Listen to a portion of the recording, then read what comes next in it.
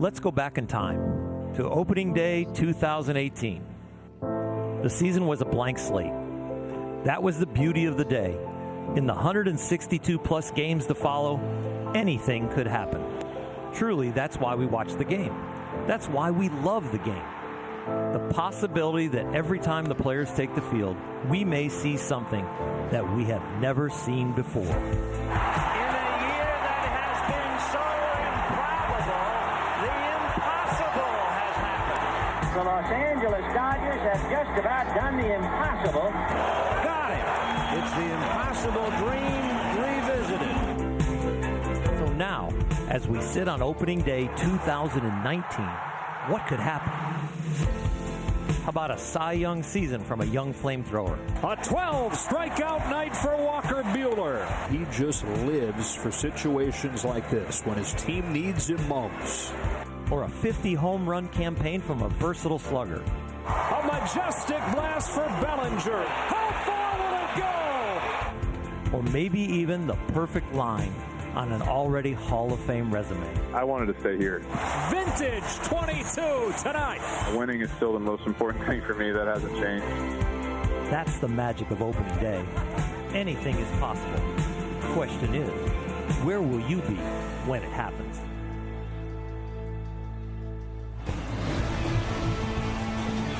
From Dodger Stadium, welcome to opening week presented by TD Ameritrade. It's a perfect day, isn't it always here? 65 degrees. The Dodgers and Diamondbacks ready to open the season moments ago, honoring the late, great Don Newcomb with his widow Karen Newcomb.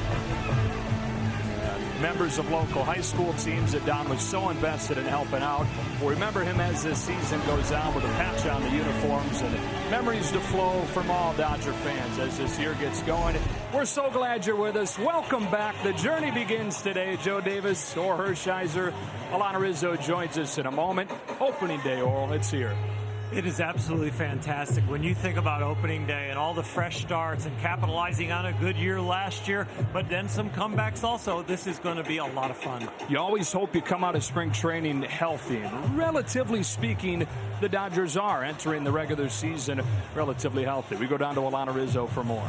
All right, Joe, thanks very much, and happy opening day to the both of you. As you were talking about, Clayton Kershaw is on the DL, or the IL, to start the season, as is Rich Hill and Tony Cingrani on the Cedars-Sinai Curlin Joe report. The first time in 10 years that Clayton Kershaw will not be on the mound on opening day. That belongs to Hyunjin Ryu. Clayton Kershaw is healthy, though, just getting built up, dealing with that shoulder inflammation. Rich Hill should be back on a mound in a couple of weeks, dealing with that left knee strain. And Tony Cingrani, dealing with the shoulder issue, is going to begin a throwing program soon to get him back into that Dodgers bullpen, guys. All right, Alana. It's a little bit odd not seeing 22 take the ball today. First time in a long time it'll be somebody else. And they had tossed around the idea of Kershaw throwing an inning or two today, kind of as part of his progression, but decided against that, decided to play big picture. Well, Clayton will be missed, but not for long. The throwing program, the sim works, the side sessions are going very well. Yeah, for the first time in 2019, here they come. And for the first time in a long time, number 5 takes his spot at shortstop. Corey Seager, after missing almost all of last season with the Tommy John surgery and then the hip surgery that followed, be one of the primary storylines this season. September of 2015 was the first time he appeared in a Dodger uniform in the big leagues. I'm sure today feels a little bit like that day, September 3rd, 2015. Well, the bookends to Clayton Kershaw's streak of 8 consecutive opening day starts. Vicente Padilla in 2010. And the 32-year-old from South Korea, Hyunjin Ryu, here in 2019, making his first opening day start. Second South Korean-born pitcher to pitch opening day for the Dodgers, the last, Chan Ho Park, and the only other. Ryu with an outstanding year last year, interrupted by 90 games that he missed. But you know what? At the very beginning of the season, he was one of the guys that really bolstered the rotation, was the big guy that really was the MVP of the staff early on. Got hurt and then came back. And when he came back and threw the ball very well in September. First major league opening day start for him, but he did this in Korea 4 times. He said the difference is there is no huge ceremony with a flyover like it had at Dodger Stadium just a few minutes ago. How about the lineup that he'll face off against in this opening day ball game? For the Arizona Diamondbacks, with Adam Jones. Just signing a contract a few weeks ago. He'll lead things off and start in right field. The third baseman is Eduardo Escobar. Hitting third over from the New York Mets, Wilmer Flores. David Peralta had a career year last year. He's their cleanup man on opening day, with Christian Walker as somewhat of a surprise starter at first base. It'll be close to a platoon with Jake Lamb there this year. Patel Marte moves from the infield to the outfield this year. Nick Ahmed, a Gold Glover at shortstop, with a catcher, John Ryan Murphy, for Zach Greinke.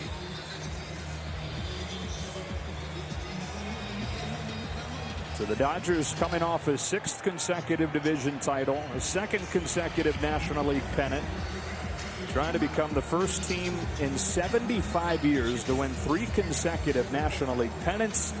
And of course, this time trying to finish the job.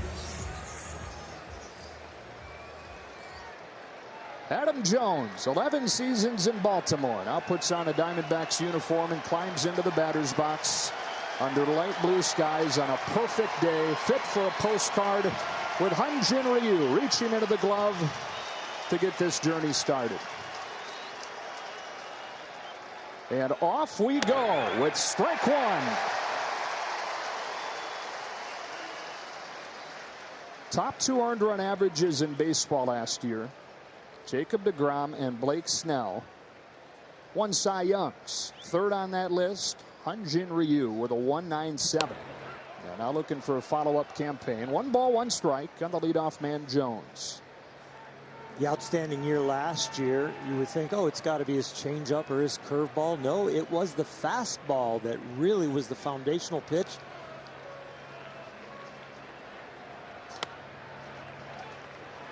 His fastball last year was up about a half mile an hour coming back from the shoulder issues. So it wasn't about velocity, but it was about pinpoint command with that pitch. And that set up all the off-speed stuff. Usually does, right? On a 2-1 pitch, that misses down. 3 balls and a strike on Jones. And it wasn't like he was middle of the pack with the fastball prior to that. No, he had the single worst fastball in baseball in 2017 and turned that around to have the 6th best when you're looking at opponent slugging percentage against the fastball last year. On a 3-1 pitch, he catches the corner and the count is full.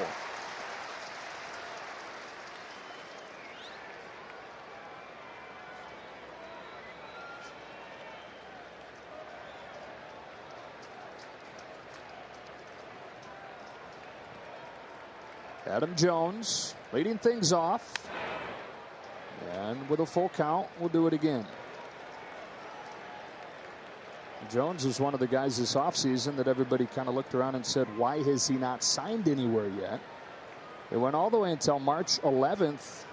Jones not having a team. So they packed in as many at-bats as they could over the final few weeks of spring training. Here he is at the top of the order on opening day, and working a deep at-bat to open things up. Worked himself into a hitter's count, but now Ryu has battled back with a couple of fastballs, and there was a cutter.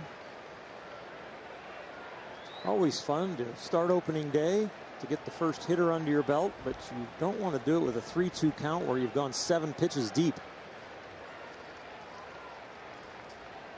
Here comes the 8th, and he gets him swinging. They're on that cutter slider hybrid in for a strikeout. Makes it look like a strike, like it's going to be right down the middle, and then this ball just takes off like it has wings on it. Ryu with 12 Ks in spring training and no walks, so I didn't want to mention that before the 3-2 count and say that I jinxed him, but that was an outstanding coming back from a 3-1 count. That would have been quite a way for you to start the year. Good restraint. Eduardo Escobar with the bases empty and 1 gone. Looks at strike 1. Ryu back on the qualifying offer, just a one-year contract. He's the third longest tenured Dodger. Clayton Kershaw at the top of that list, then Kenley Jansen, and then the 32-year-old from South Korea. He throws his first curve of the day and misses. 1 ball, 1 strike.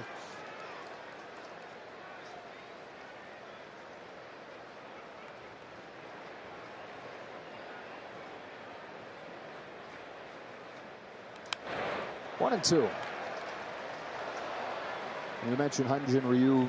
He's always been known as kind of a big game pitcher back to his days in Korea. He's always had a knack, he says, for balancing the anxiety and the excitement that come with a day like this. Not everybody has that. He lets a 1-2 fly, and a breaking ball's grounded to Justin Turner. Up with it and across. Muncy digs it out, but Escobar uses his wheels to beat it out. And the Diamondbacks have their first base runner of the day.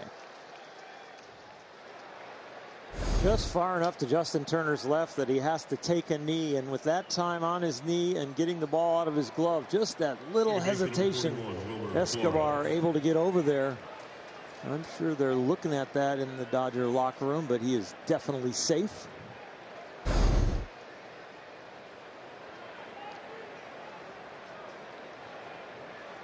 So 1 on, 1 out, and here comes Wilmer Flores. His first game in a Diamondbacks uniform, having spent the first 6 years of his career in a New York Mets uniform. He takes ball 1.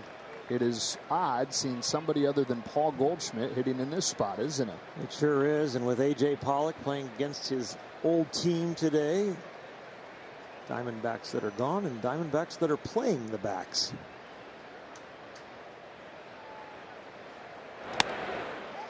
One and one. A lot of new faces on this Diamondbacks team. Not just new faces, but guys moving around. For Flores, even though he's had significant roles throughout his career with the Mets, this is really his first opportunity to be a true everyday player. He's only started more than 90 games one time in his career. He's only started on opening day once in his career before today. On this 1-1 pitch, he takes it high, and Ryu's fallen behind each of the first few hitters. The Diamondbacks need to be scrappy this year. Their resumes are not going to really flash before your eyes and go, wow, this is a powerful team. They're going to have to do everything right. Defense, moving runners around. The pitchers are going to have to try and go deep into games. Hopefully have a strong bullpen at the end. Definitely not a favorite here in the West.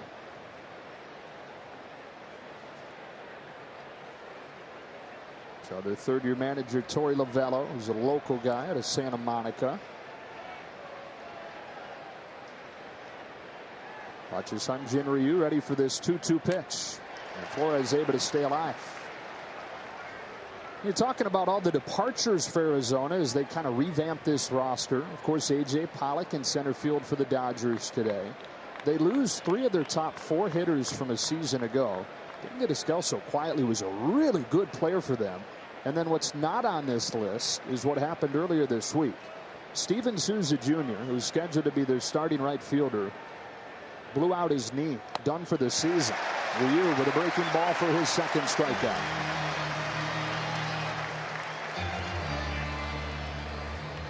Take a look at the defense around Hyun-Jin Ryu on this Thursday afternoon. Brought to you by Keck Medicine of USC.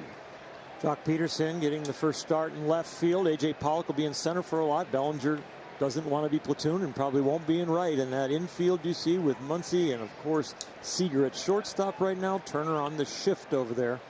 And boy, Austin Barnes behind the plate is looking for a big year. It's kind of them to move off of each other so we could see their names before the graphic got off. That is strike 1 on David Peralta.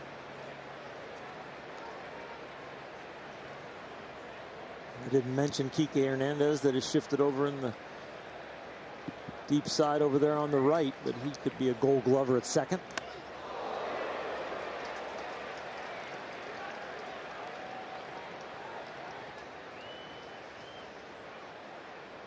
Peralta, with those departures we're talking about, kind of becomes the leader of this Diamondbacks team. He's played more games in an Arizona uniform than anybody on the current roster. And he's coming off a huge season, which kind of gives him that platform to be a leader. He's behind 1-2. Career high 30 home runs. The same batting average, the same on base percentage as the year before, but the power numbers really took off for him.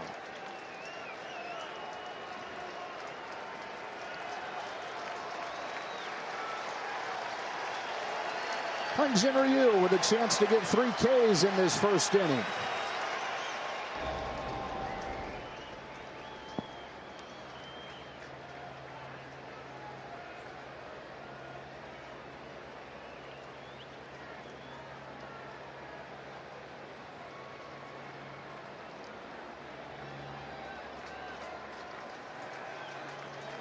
One, two. Got it. An infield single, nothing else. To the bottom of the first. On opening day in front of a packed house, the Dodgers get ready to bat for the first time with all the pageantry of this wonderful afternoon.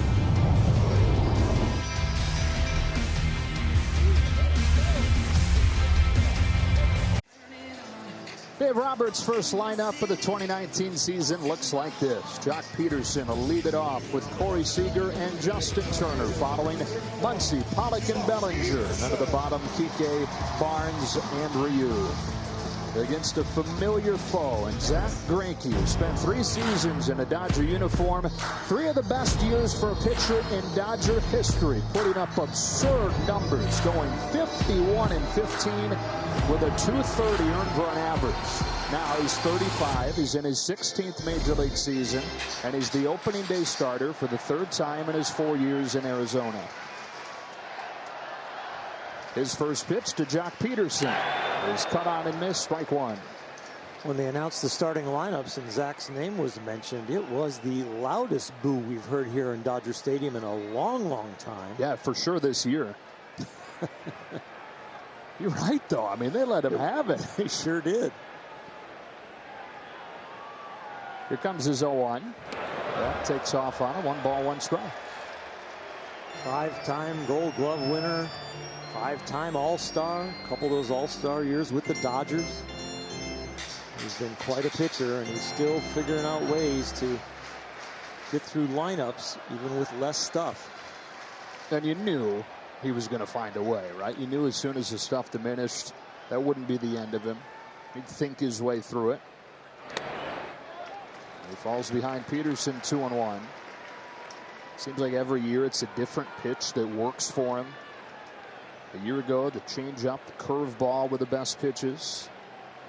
Or that fastball velocity, like you mentioned, down a tick below 90 miles per hour. On a 2-1, Jock Peterson fouls it back, and it evens up.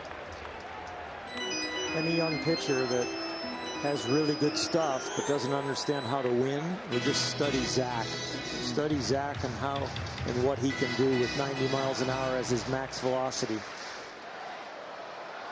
It's location and late movement now.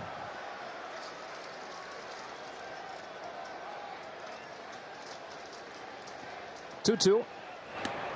Curveball. This is down and in, and Peterson has worked a full count. Hitting lead off like he did 59 times a season ago, and led off 9 different games with a home run, a franchise record.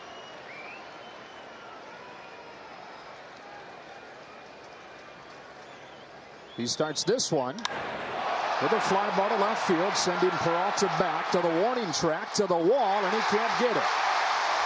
2019 opens with a Jock Peterson double.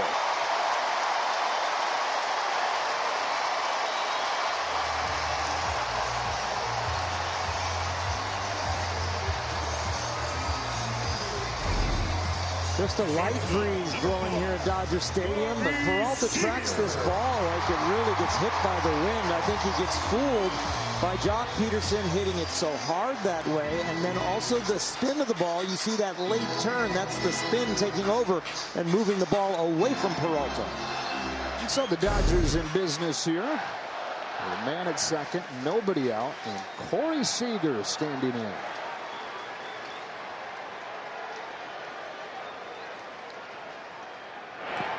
It was in Phoenix. Dodgers are getting ready to open a series with Arizona last year, when the news came down that Corey Seager had to undergo Tommy John surgery.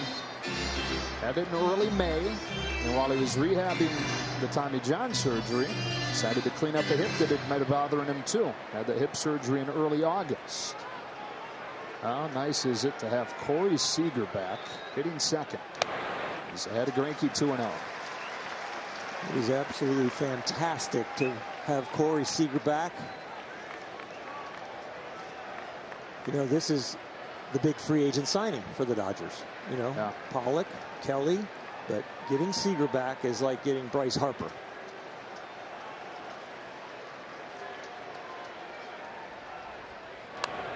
Check swing foul, 2-1. You know, his 2 full seasons, 16 and 17. He was an all-star in both of them.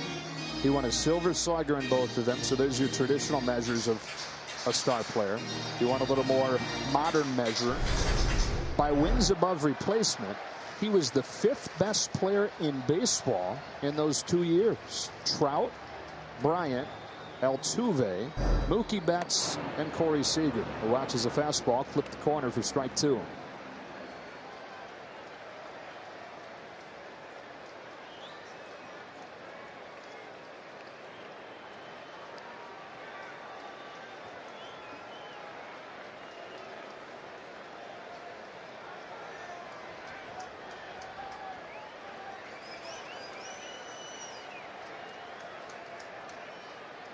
Here's a 2-2, and Seager pops it foul. Do it again.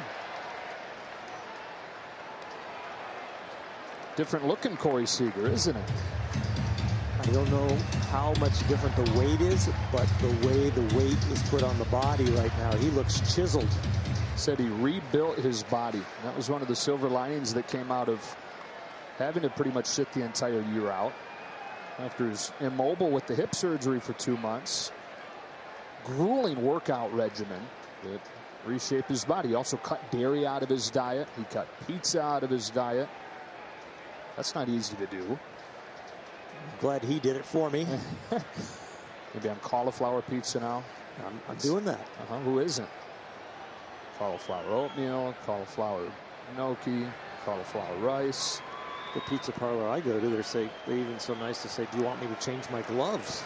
Wow. Yeah. Don't soil my cauliflower with your bread hands. I say no, I'm not that. I'm not that particular. You can use the same gloves.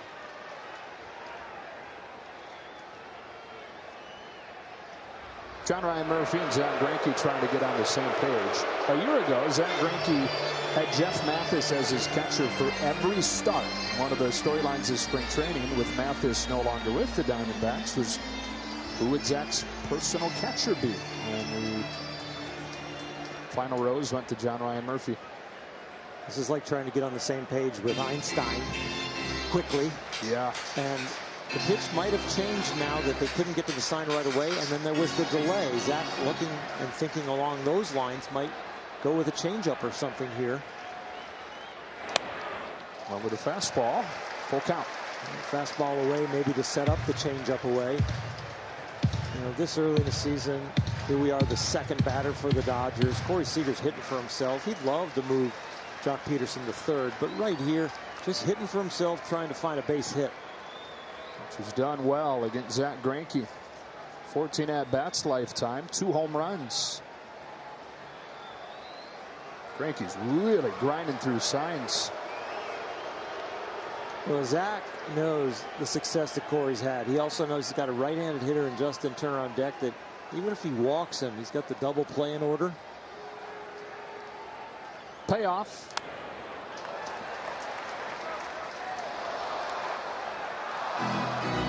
Corey being late on an 89-mile-an-hour fastball tells you how much respect he has, even in this count, for Zach's off-speed stuff. Trying to hit the fastball to left field, and then if it's off-speed, he'll work the ball around the field towards right. Yeah, you're not late on 89 because it's 89. Reasons behind that. Good take. Ball 4. First and second with nobody out. That is great discipline for not having a big league at bat since the end of April last year. As Justin Turner comes up, we look at the Diamondbacks defense, brought to you by Tech Medicine of USC. Some interesting things here. Adam Jones figured to get the bulk of the starts in center until Steven Souza went down, so he moves to right. Ketel Marte was going to play some center field, but the converted infielder will now be the everyday guy out there. And their star player defensively, the Gold Glover at shortstop, Nick Ahmed.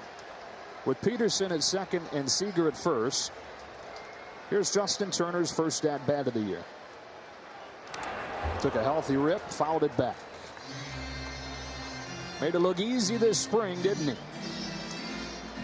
Well over 400, and it never really dipped. If he took an 0-for in his first at-bat, there was a hit in the second at-bat. There was a hit in the first at-bat. He just went on a day and had 2 or 3 hits. No matter how many opportunities he got, he was locked in.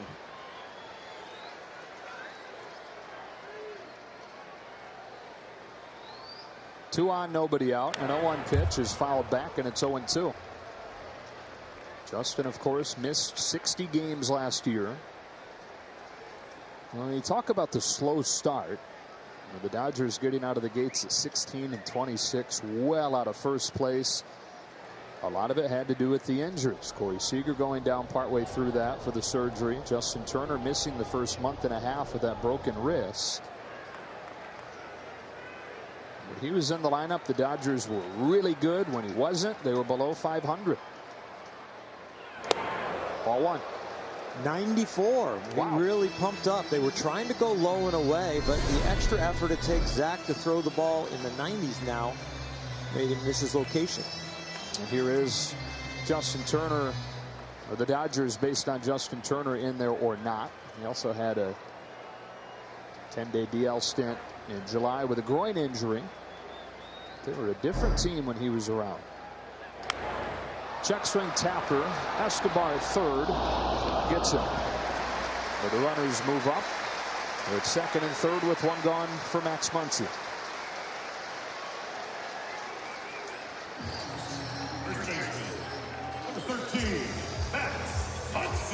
So what will the follow-up campaign look like for Max Muncy, who a year ago on opening day hit 5th, started at first base, pretty similar to today, except it was for Oklahoma City. Homered for him. Year before that, he was sitting on his couch watching opening day on TV, hoping that somebody would call to give him a minor league chance. And the Dodgers did.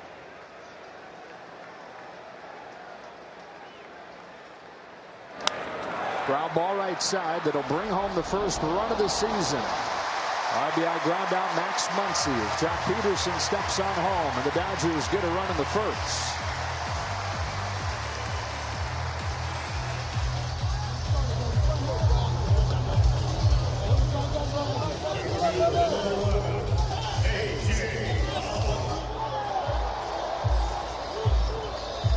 And so now the Dodger debut for A.J. Pollock, who spent the first 7 seasons of his career with the Arizona Diamondbacks and now comes over on a 4-year contract for his age 31 season.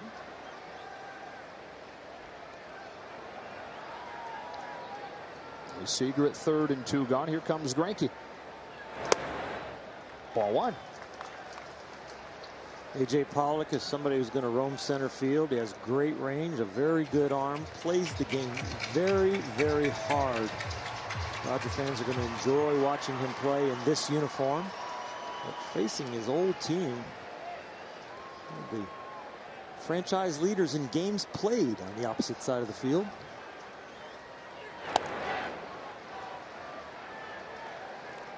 Got to be an odd thing, right? Not just your first game in a new uniform, but it comes against your old team. Said he was doing his best to remind himself that it's just 1 of 162.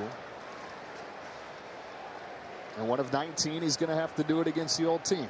They'll get used to it, I guess. Now this 1-1 from Greinke. Pollock fouls it off. Strike 2. Like a kid coming back to the old neighborhood. He just Go out there and your parents move and you got to go back and they just move slightly away, but you got to come back and play against your old friends. It is a different feeling.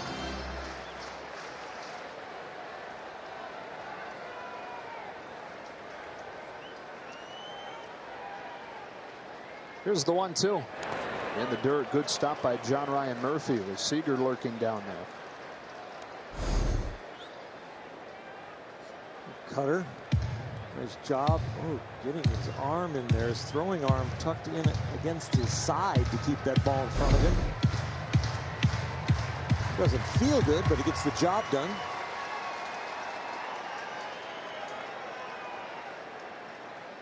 A run in the bank and the ground out from Muncy. Seager at third with 2 gone and a 2-2 pitch. Pollock watches it spin away to work it full. 21 home runs a season ago. New career high.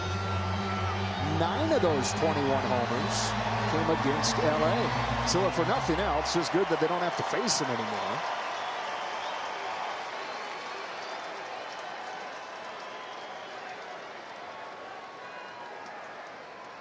(3-2). Fouled it off.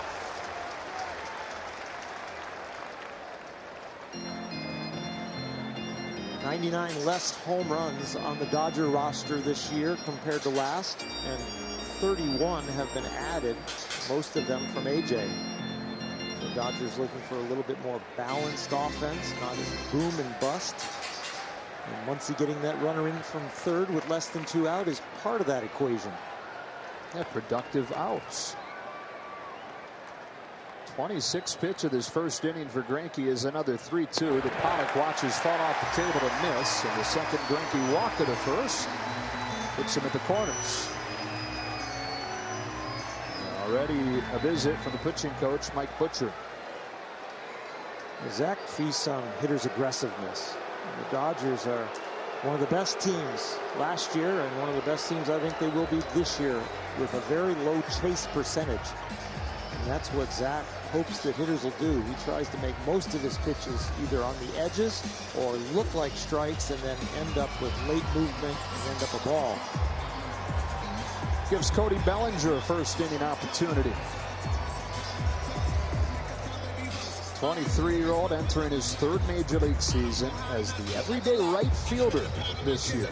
We'll also see some time in center. He'll see some time at first, but Max Muncy doing what he did. David Freese still there to pair with Muncy at first. The signing of Pollock to play center. Bellinger being right. And for those that did not like the platoons, Cody would be included in that. You're happy to hear that there is no platoon in this situation. He should be close to the everyday guy there. The Dodgers rock band in spring training had a lyric about him possibly being platooned or not, or what his reaction would be.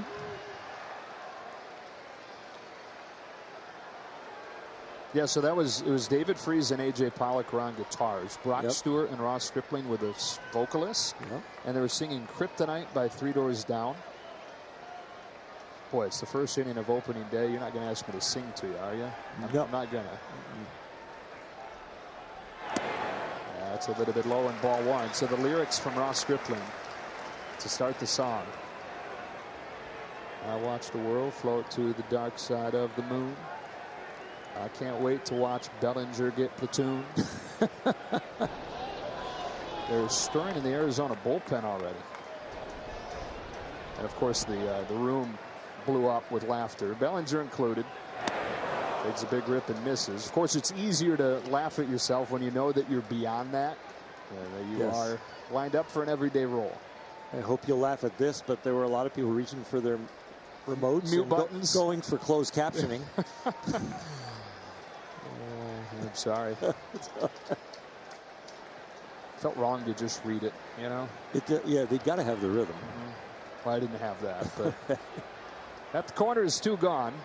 And on a 1-1, Bellinger watches a fastball miss, ball 2. Rarely do you see Zach Greinke around the zone like this.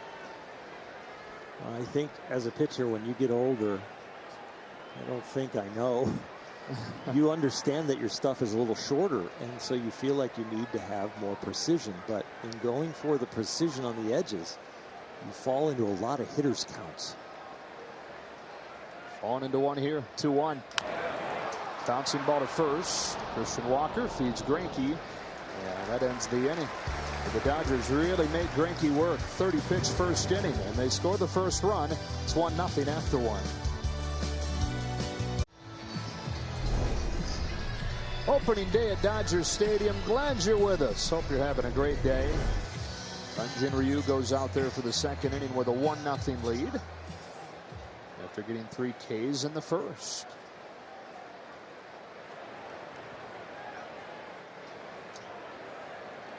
Christian Walker leads off this inning. Watches a curveball land for a strike, which there weren't many of in that first inning for Zach Greinke. He really had to work to get through that inning. The Dodgers did not offer it the pitches on the edges. Got themselves some walks. Bouncing ball. Corey Seager, his first chance. That looked good, didn't it? Looked like a strong throw and a pretty long one at that. Had a little difficulty picking out his hop, and in doing that ended up flat-footed and used just the arm. And with the arm being repaired at the elbow, it looked very good. This was a strong throw across the diamond. Very little arc in it. Because even when he was still playing last year before the surgery, and even at the end of 2017, the throws didn't look like that. They would fade one way or another. One away for Ketel Marte. Shows bunt, takes the ball. Well, he was trying to find an arm slot that was the least painful, and in doing that you change your arm slot daily, and then you have to play the curve if you spin the ball going over there at first, and that's not a short throw. And remember, it's not always a still day. You got to play the wind too, and when you can throw it firmly and get behind it and get the spin and the seams working, it cuts through the wind. But when you're off to the side and kind of deflecting the ball from shortstop, you get movement that most pitchers would like to have. Yeah. There's my 2-seam. Exactly. Muncy. It was a relay throw in San Francisco where I guess the straw that broke the camel's back for him, where he said, this can't continue. That's a strike, 3-1. Well, they were monitoring the elbow. It's not that he didn't play without pain. He was in pain, but he was able to play. And then I think another component came in, which is ultimately we're probably going to have to repair this. So let's look at the calendar. Here he is again. 2 up, 2 down.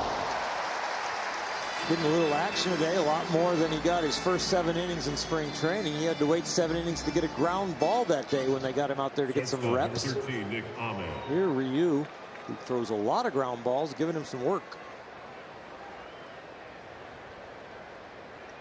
With 2 gone in the second, his counterpart, the Arizona shortstop, Nick Ahmed, climbs in. Gold Glove winner. One of the top fielders in baseball. And then last year, as you see, added some offense to the equation with a career-high 16 home runs. Abort.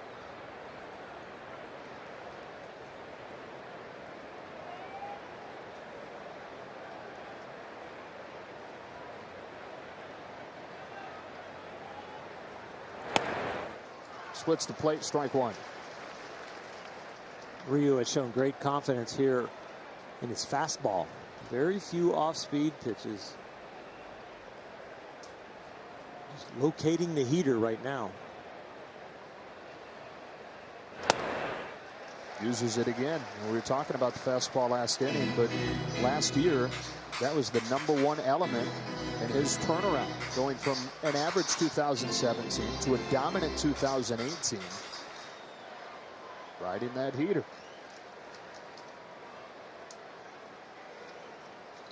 Home with an 0-2. Went with a curve. Ahmed watched it miss.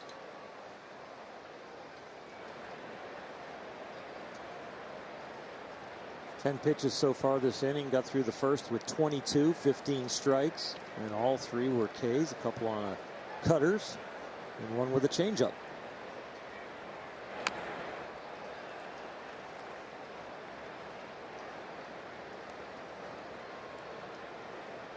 But we're talking about the success he had with his fastball and how it improved so much.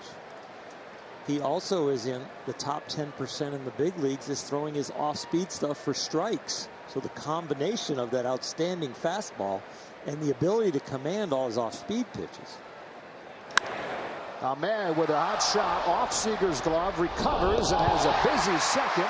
Tested on all three, balls in play. He comes up strong on all three to the bottom of the second. 1-0 LA.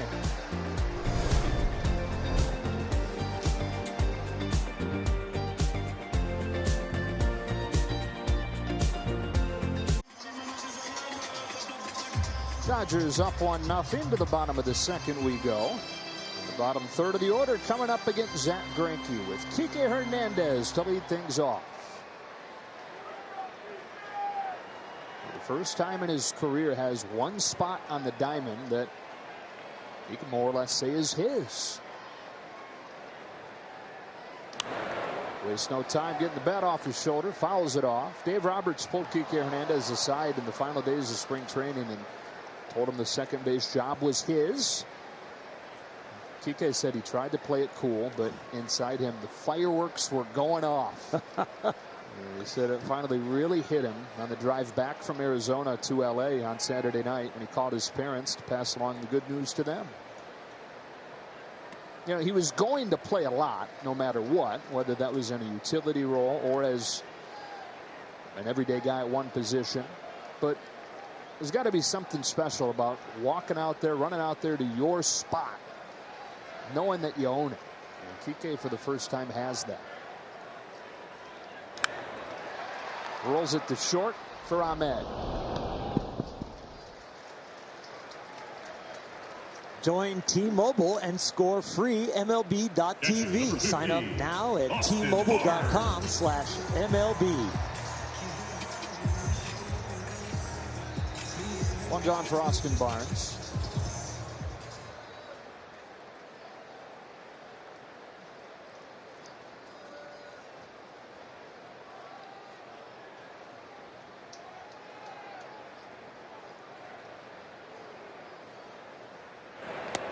Dave Roberts wouldn't call it a competition at second base between Kike Hernandez and Chris Taylor. You can call it what you want. One of those guys is going to get the bulk of the reps. It'll be Hernandez. But Dave Roberts has also said that Chris Taylor may get just as many at-bats as Hernandez, playing all over the place. Other than 2 on Barnes. It's one thing to be part of the team, a significant member on the team. It's another thing that when you can say, I am the starting second baseman for the Los Angeles Dodgers. And I think that was the fire inside Kike's belly when Dave Roberts was talking to him.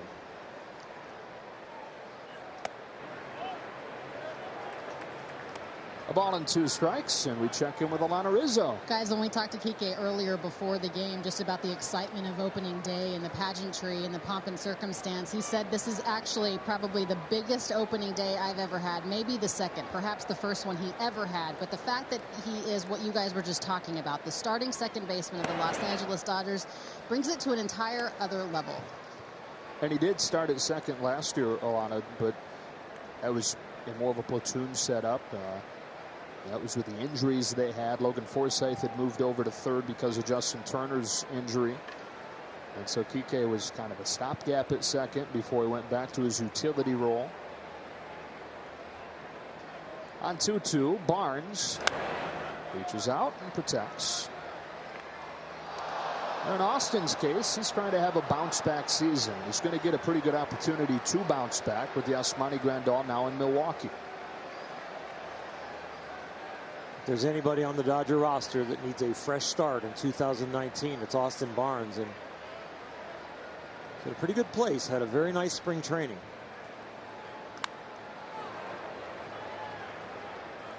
He was not himself last year. This has always been a guy that's hit at every level through the minors, back to his college days at Arizona State, back to growing up in Riverside. And even 2 years ago in the majors, he had the #1 OPS of any catcher in baseball. On another 2-2, he fouls it again. Coming up through the minors, and then he and a few of his classmates arrive here at the big league level. And hey guys, who's going to be the best hitter out of this group? And they all said Austin Barnes. I said, really? Yeah, he'll probably hit 300. He's got a chance maybe even to win a batting title. That's how good he's going to be. He's looking for that scouting report to come true. 8th pitch of the at-bat. Bouncing ball, base hit to center. A heck of a start to his season. We talked about in spring training that the numbers don't count. Well, they counted for Austin Barnes, and the ball was falling in there. And then it was like, if he goes and starts the year 0 for 15, the ghost's going to arrive from last year. Well, he doesn't have to worry about that. First at bat of 2019, a base hit. God forbid, but you could now go 0 for 10, and at least you have that one that you started with. And Hyun-Jin Ryu up there in a sacrifice situation. The worst part about that base hit is that Ryu's bunting. I want to see him swing. Hey, our Rick Krajewski, our statistician, predicts that Hyun-Jin Ryu will hit a home run in 2019. And if he does, and it's here at home, we will need oxygen in the booth to revive Krajewski. And then down at home plate to revive Hyun-Jin.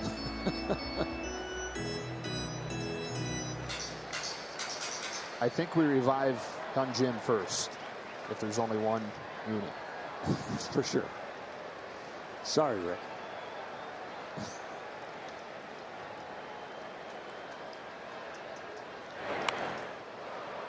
Now, you're only half joking about wanting to see Hyun-Jin swing away, especially to finish last year. His last 5 starts, he went 5 for 10. He's the Korean Babe Ruth.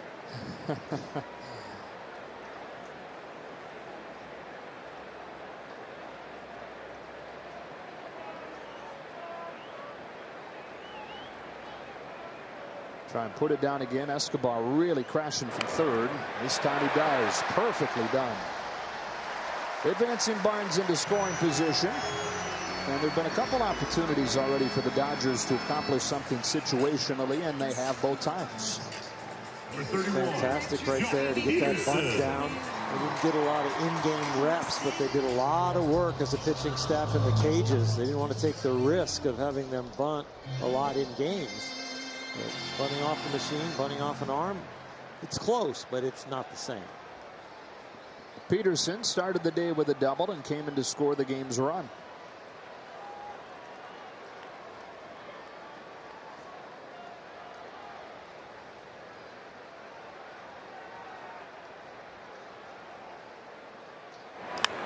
High fly ball, deep center field. Marte back at the wall and gone.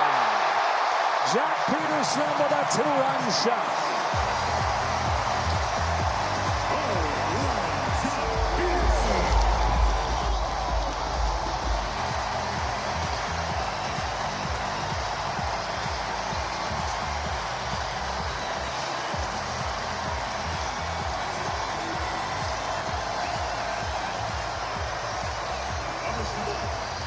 .25 home runs, 3 of the last 4 seasons for Jock Peterson, and an opening day home run here in 2019.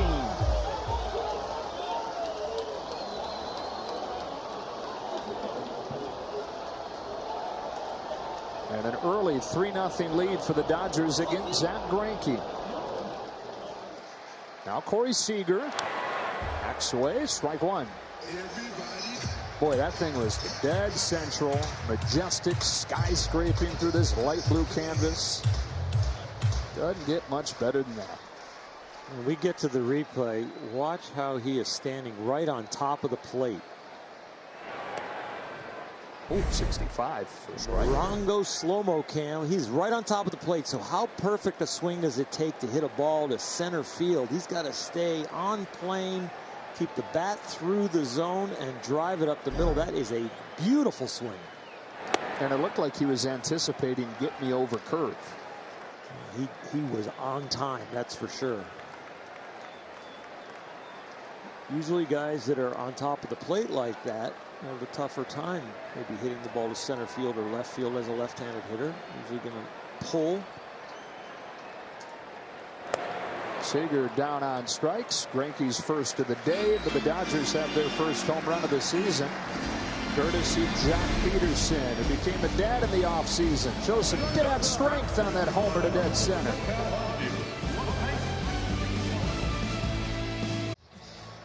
What a pretty swing. Jock Peterson crowding the plate, clears his hips, hands come through, barrel inside the hands for as long as possible, keeps that bat in the hitting area, powders it out to center field.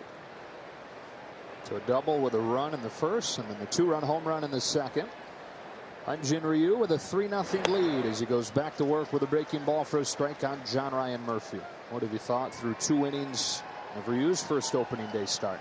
Confidence with the fastball, outstanding changeup so far. Hasn't thrown many, 4 for 4 with strikes, but using all his pitches, but mainly the heater.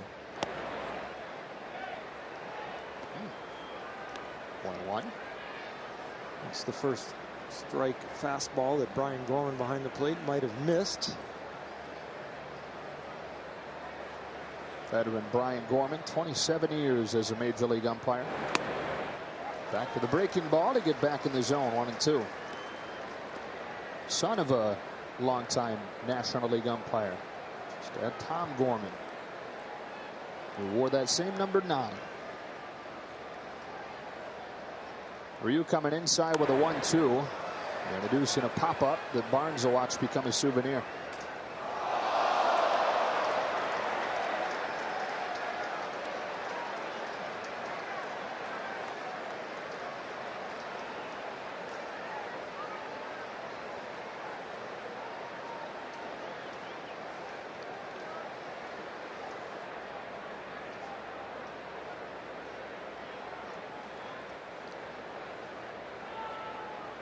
Another 1-2. A little bit low. 2-2.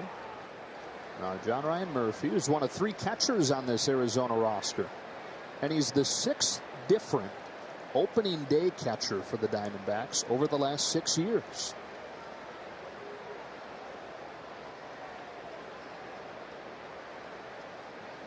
On a 2-2. He swings through it on a changeup. The 4th K already for Ryu. Time now for our Land Rover Performance Spotlight as Ryu makes a start today. Left-handed opening day starters since the team relocated to Los Angeles. Of course, Clayton Kershaw, 8 consecutive seasons. Ryu is the first other than Kershaw since Fernando made the last of his 6 opening day starts in 1988.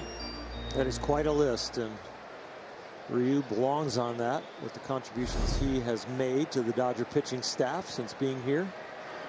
32 of Sandy Koufax, who's in the house today. And Sandy only made 1 opening day start in his career. Care to guess what he did that day? No hitter? Close. Complete game shutout. Okay. 1964. Did it to the Cardinals. The left arm of God.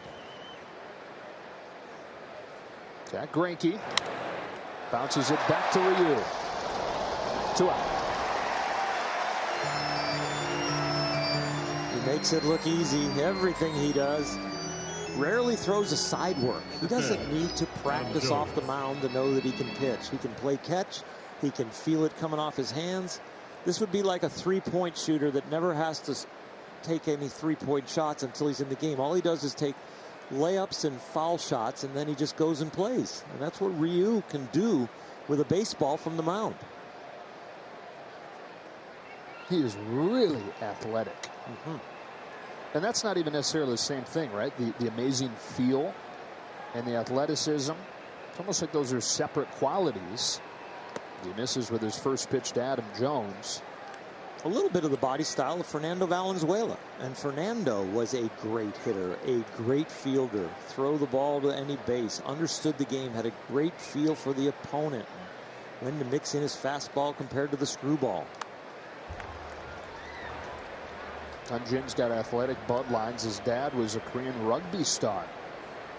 Jae-Chun Ryu.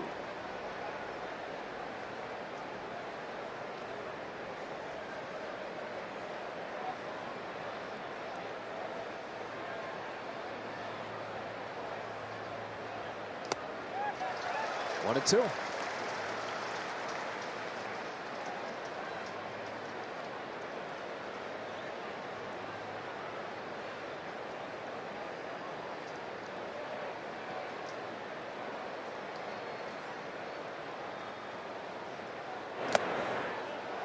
2-2.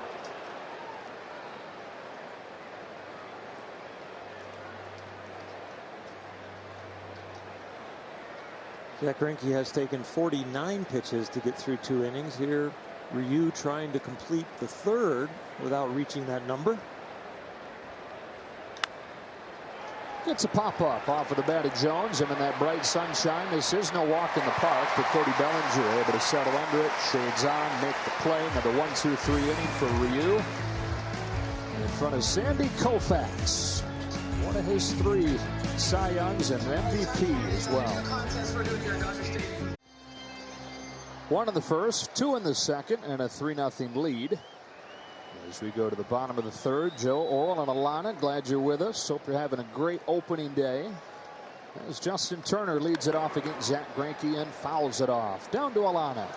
Guys, 6 years ago, Justin Turner came to the Dodgers as a non-roster invitee. Last night, before opening day, Justin Turner was on Jimmy Kimmel Live. Of course, one of his ping pong partners during Clayton Kershaw's ping pong tournament. But he was also on the show with Matthew McConaughey and Snoop Dogg, who, by the way, Snoop Dogg gave a shout-out to Justin Turner during the postseason a couple of years ago, too. So Justin Turner's life has changed a bit since he became a Dodger 6 years ago. Obviously, one of the faces of this franchise, and he was on national TV last night as well. Yeah, so from non-tendered by the Mets to hanging with Snoop Diggity Dogg.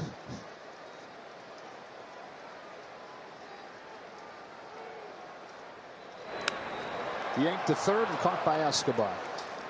Every bone in his body is still humble, and he has made a fantastic impact, not only on this team, with his team on the field, but what he has done in the community is fantastic. Yeah, they had an official Justin Turner Day this winter, January 22nd.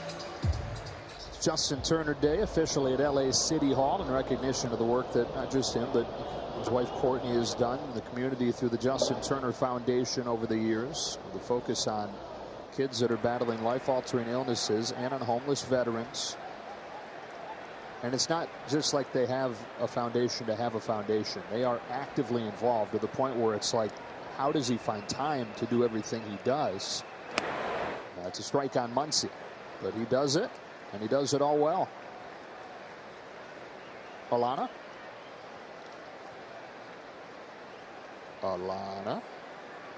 We'll try again in a moment.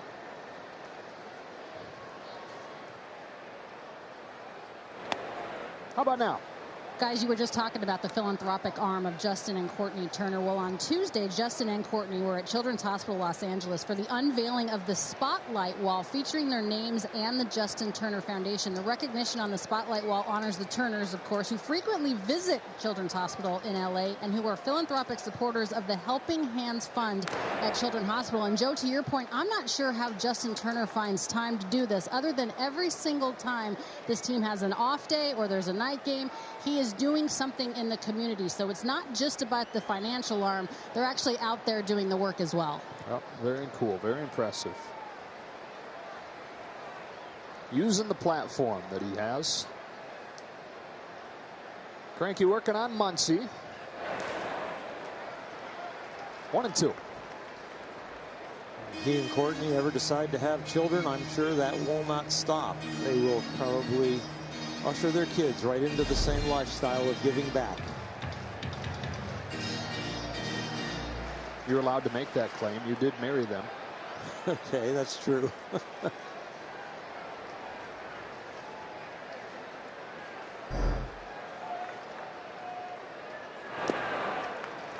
Two and two. I was more nervous for that, doing that, than any start I ever had in the big leagues. That's funny. You only got one shot. You might get 33, 35 starts a year. You only got one shot when somebody says, will you marry us? Don't miss a chance to blow. That opportunity only comes once in a lifetime. Do it up. Eminem. Yep. 2-2. Muncy down on a fastball. That's the second Greinke strikeout of the day and the second out of the 3rd. This Monday, all you fans in attendance can purchase $1 Dodger Dogs. Buy up to 5 Dodger Dogs per person per transaction. Visit Dodgers.com/promotions. Dave Roberts actually found himself in a position similar to the one A.J. Pollock is in today when he was a player. Offseason before the 07 season, Dave Roberts went from the Padres to the Giants, and of course he finds himself facing the Padres on opening day the next year in center field like A.J. Pollock. And Dave was so amped up that day that while he was running back into the dugout about an hour before the game, rolled his ankle on the dugout steps and had to get a shot just to have the pain dissipate enough so he could play. So his advice to AJ was going to be take a deep breath and don't roll your ankle coming back into the dugout. 1-2-3 inning for Zach Greinke, his first of the day. We've played 3 on opening day. Dodgers baseball on Sportsnet LA is brought to you by BMW, the ultimate driving machine. Hurry into a Southern California BMW center today for exceptional offers, or visit SoCalBMW.com for more details. Eduardo Escobar leads off the Diamondbacks half of the 4th inning and takes ball 1 from Hyun-Jin Ryu. With a walk into Dodger Stadium, I don't imagine an opening day like this ever gets old.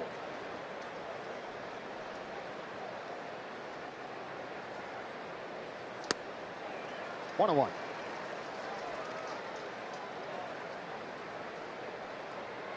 Anticipation of making that walk every day for home games is, if it wasn't special every day, it wouldn't be extra special on opening day. Well placed, 1-2. Every day you spend in the big leagues or get to come to a big league ballpark and see a game is a blessed life. And these guys appreciate what the fans do for them, what the organization does, the facility they walk into. It is a majestic place. It's like a museum now. All the upgrades and the concourses and all the displays that are up now. It's an easy place to be in love with baseball and to fall in love with baseball.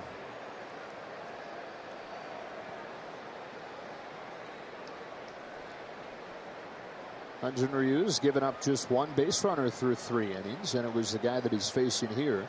Escobar beat out an infield single. This time he gets him with a fastball that is right on the corner.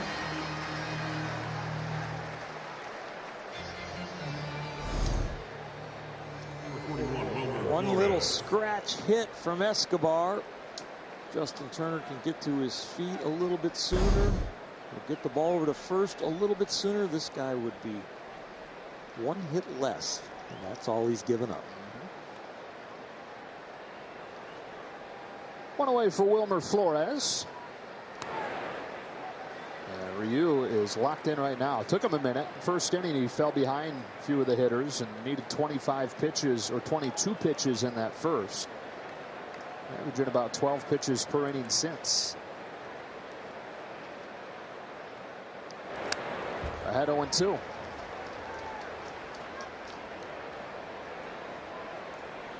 Still predominantly fastballs and just sprinkling in the off-speed stuff. But whenever he throws it, he's not getting a lot of reps with the changeup and the curveball. Oh boy, when he throws it, he's got a great feel for it.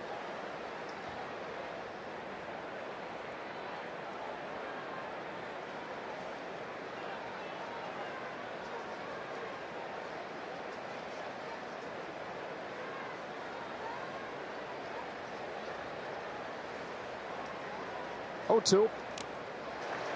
Got him. Barnes able to hold on to it. Back-to-back Ks to start the 4th, and 6 total today for Ryu. Number 6, David Peralta. Tough trade got you in a pickle? Make the right call with TD Ameritrade's trade desk. I'd do it, but Pine Tart.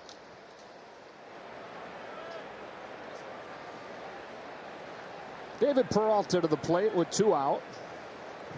Diamondbacks just 1 base runner today on that infield single from Eduardo Escobar. Here's a hot shot on the ground behind the bag. Heck of a play to end the inning. That was Justin Turner who was positioned up the middle. Hyun-Jin Ryu saying hold on because the Diamondbacks are. They're going to make sure that Muncy kept his foot in the bag over there. The Call does stand. It's just a 9-pitch inning. Quickest one of the day for Ryu. That is not a safe call. That is a, no, I don't want to challenge. He's out.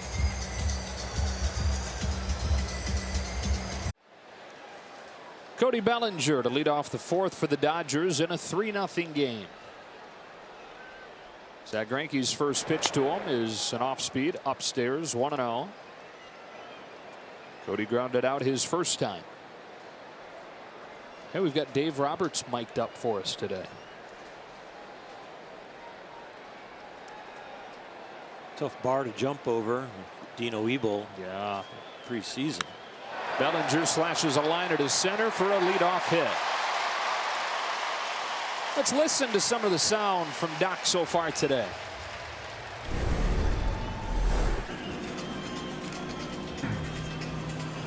Let's go. Come on. Come on, boys. Let's go. Let's go. What a life. Come on, guys. Let's go. Come on, AJ. Let's go. He was a great man, JT. He was a great man. He was the best. Hey, you got it all on you. That's what's up. Good job, everybody. I might need to sign you up, man. How you doing? What's your name? Great man. He's referencing, of course, Don Newcomb. He was honored before the game. Here's Hernandez with the leadoff man at first. Strike one. He'll be wearing the patches all season. 36. That Nucor.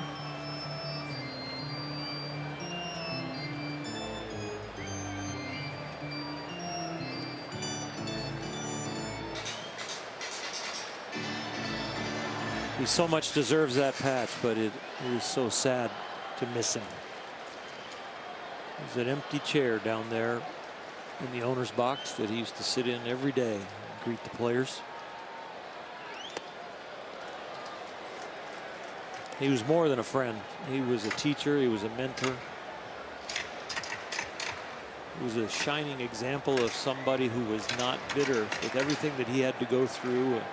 Things that he inflicted on himself a little bit, and a lot that culture inflicted on he and Jackie and Roy. He was not bitter. He was a kind gentleman, and he was a light in this stadium.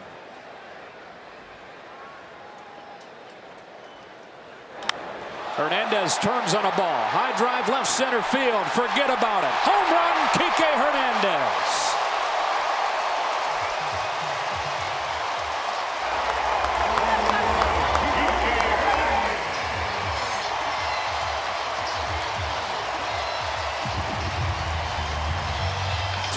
A year ago. He's got one on opening day here in 2019.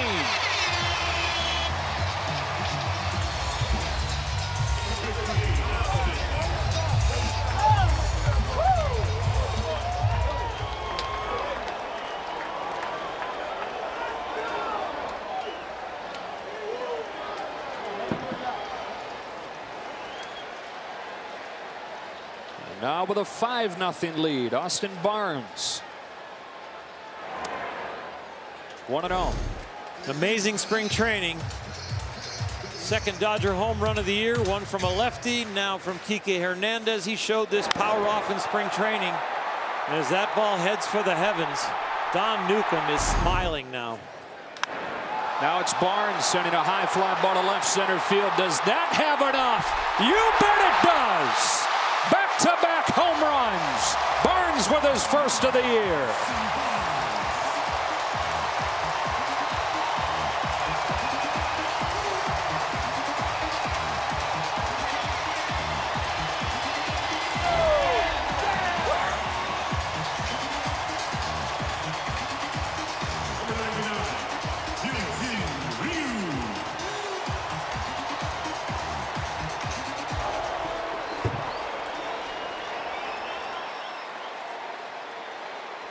The third of the day for the Dodgers against Zach Greinke, who is reliving some nightmares of last year when he gave up a career-high 28 home runs. Strike one. Austin Barnes looking for a fresh start, but wow, has he started fresh. 2 for 2 with a home run. 2019 is different than 18. Factually correct. Simple math. Woo! I am hot today. Matt Cook warming.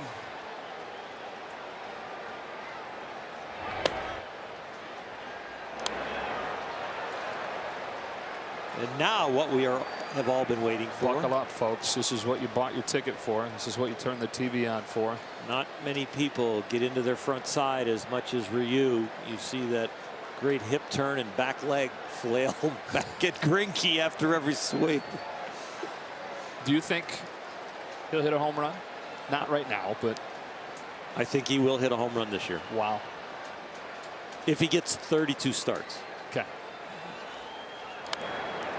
He needs, you know, close to at least 70 plate appearances. I mean, watching him take batting practice, the power is certainly in there. It's just obviously a matter of him doing it against a major league pitcher in a game. Like most hitters, you know, if they can hit for average, you can wait on the power to come. And it's starting to come. Right. As he's gaining confidence, getting better at identifying pitches. Free and easy. Oh, yeah, you can tell he's identifying. Yep. Hey, if Bartolo Colon did it, oh, Ryu can do it. Yeah. I'll take the over.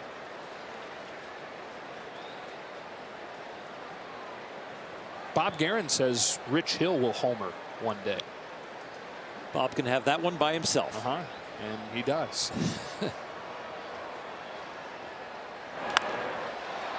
Top spinning bouncer to Ahmed. It was a mighty swing by the Whammer.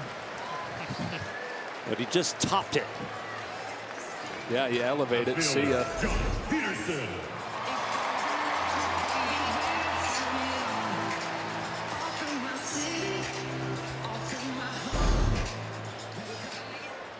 Jock Peterson doubled and scored in the first. 2-run homer in the second.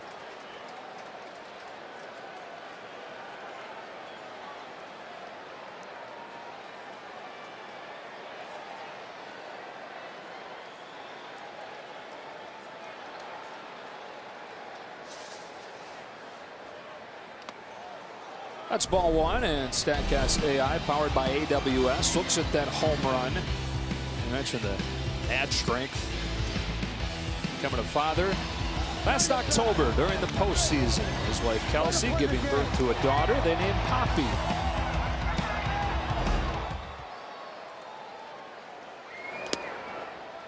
At the knees for strike one.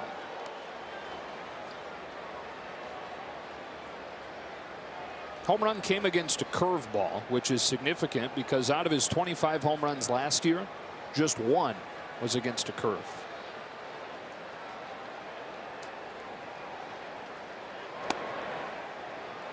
One and two.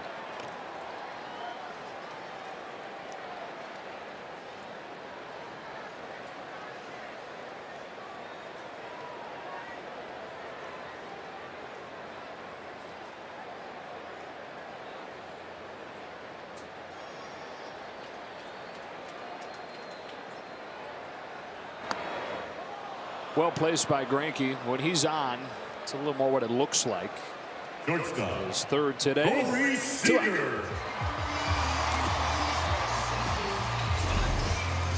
Right at the hollow of the knee, catching the bottom of the strike zone.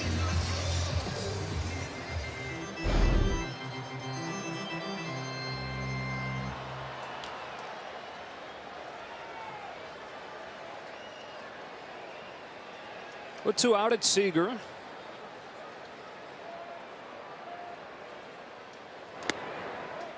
A little bit low, ball one. Greinke 35 years old now. Zach actually showed up to spring training 2 days late this year. 2 days after the rest of the pitchers showed up. He was on a trip reportedly. And reporting day, he said, kind of snuck up on him. And once he remembered when opening day was, or when report day was, he didn't want to rush back and be all out of whack, start spring training. So he got there when he thought the time to get there was. He said, look, I don't think spring training is too long like so many people think. I just think it's too boring. He shaved off a couple boring days from it. 2-1 on Seager. You get back from one trip and you've got to pack for spring training, so that takes, you know. Can't pack in a hurry. No. You don't want to hurt yourself. You're not in full shape yet. Right. Zach always has interesting ways to look at different scenarios in life. That was one of them.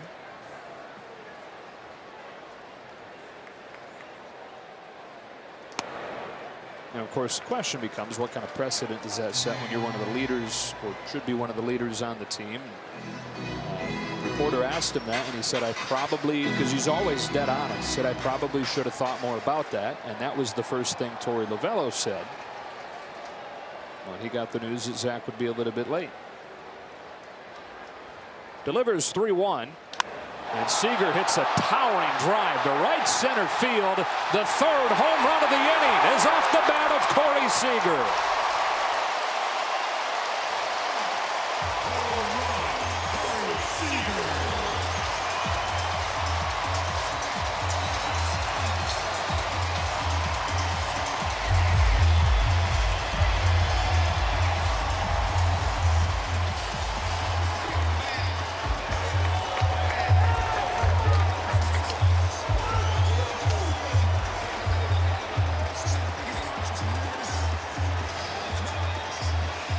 And that will spell the end of the outing for Greinke, who will hear it from this opening day crowd. The Dodgers get 7 runs against Greinke. They hit 4 home runs against Greinke. It was Peterson in the second, and then here in the fourth, Kike Hernandez, Austin Barnes, with the two of them going back to back, and Seager providing the final blow.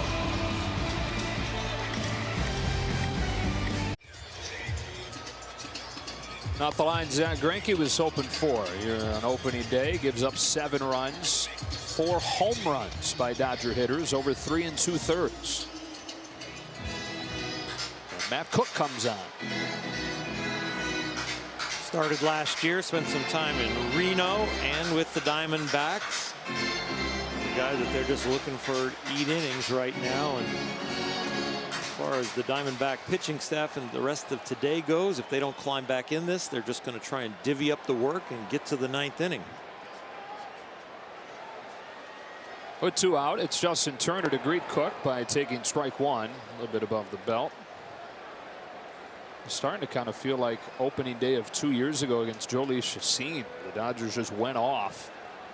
Parade of home runs. They had back-to-back home runs in that game as well. Kicked off what was a magical ride of a summer. You know, back-to-back trips to the World Series, but very different years in the way the regular seasons felt. 17, it seemed like something magical was happening every night. 18 was just kind of a slog getting their way through it, especially after that really bad start. And found themselves fighting for the division the whole way, right into a game 163.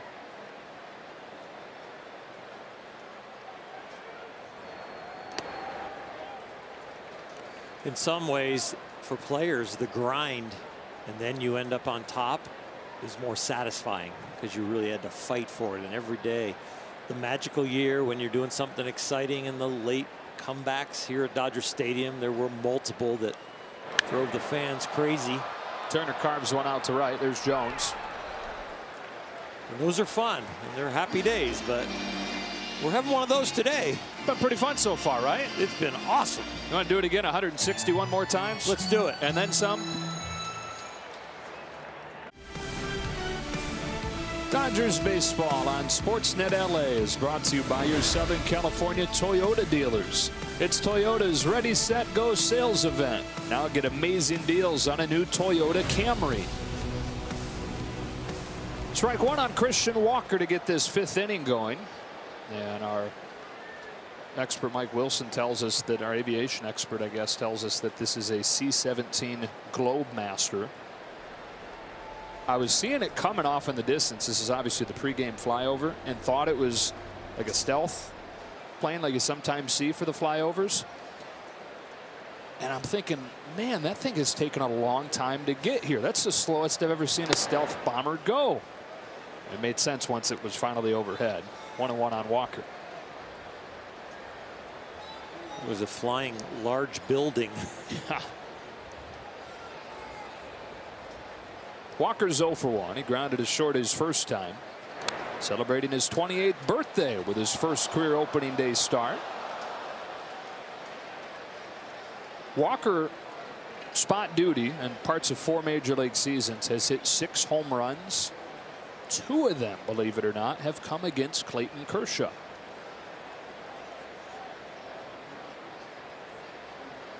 On a 1-2 against Ryu, he takes it high, 2-2.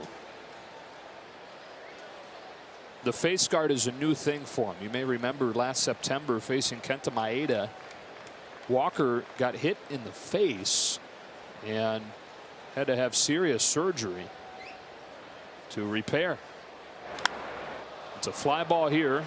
It's playable for A.J. Pollock for the first out of the 5th. Had to be on a liquid diet for about a month. Jaw wired shut for a week.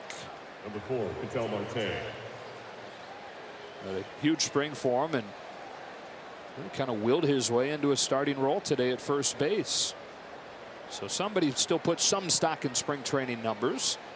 Torey Lovullo giving him the start with the left-hander on the mound. Jake Lamb off the bench today. With 1 out, Ketel Marte takes a strike.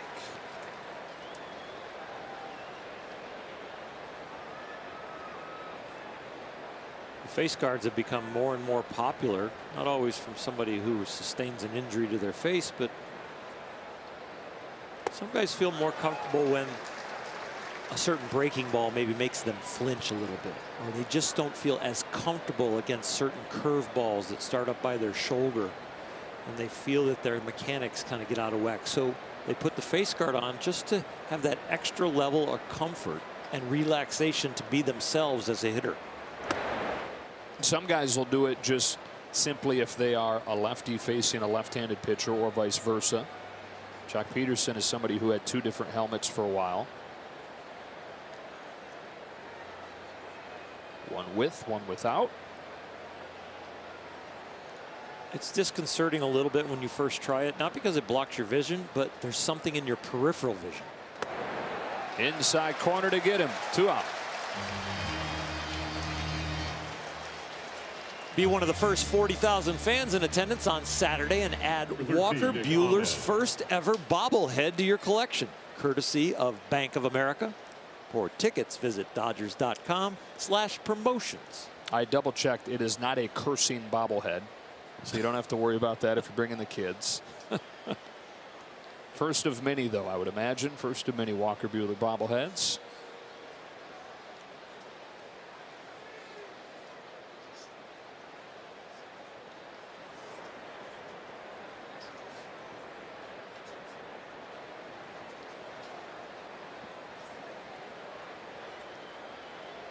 Walker, by the way, scheduled to start the final game of this series Sunday afternoon. Stripling tomorrow, Maeda Saturday, Buehler Sunday, and Urias in the opener against the Giants on Monday. It's ball 1 on Ahmed. How good did Julio Urias look in the final game of the Freeway Series? Very clean tune-up, and actually went down after 4 great innings down into the bullpen to extend himself into the 5th. But yeah, he is ready and raring to go. Ahmed into right center field. That's going to split the gap and roll its way to the wall. Ahmed with a double. Well, in between the 2 Diamondback hits, Ryu has been fabulous. 0 for 13 with 6 Ks prior to that hit. First hit to leave the infield.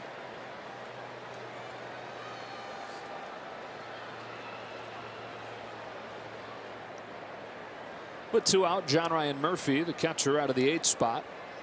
Try and get these Diamondbacks on the board. An 82 and 80 a year ago, Arizona did, which just on the surface doesn't look like a bad year. But when you remember back to them leading the division for much of the season, 125 days Arizona was in first place. That's well more than anybody else. And that included at the end of August. Came in here to Dodger Stadium with a 2-game lead. The Dodgers swept them And Torey Lovello's team went in an 8-20 slide to finish the year. And they actually finished 9.5 games back when it was all done. 1 ball, 1 strike on Murphy.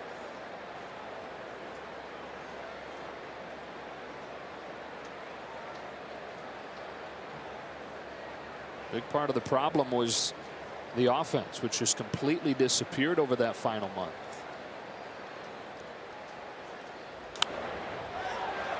Popped up. Barnes and Muncy. It's Barnes making the play to finish the inning. 2-out double from Ahmed, but no damage. Halfway home. All Dodgers so far. Hyun-Jin Ryu nearly perfect through 5 innings. Just a couple of hits against him. The offense has come alive already. A 7-0 lead. So far, so good. It's been a perfect opening day. Great weather, beautiful crowd, Dodger offense exploding, and Ryu doing his number. It's good to be back with you, man. I missed you. This is awesome. It's a lot of fun.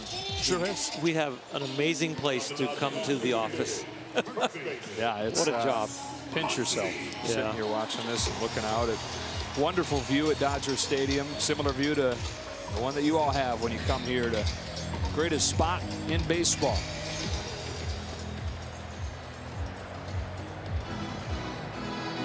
It's Max Muncy to lead off the 5th.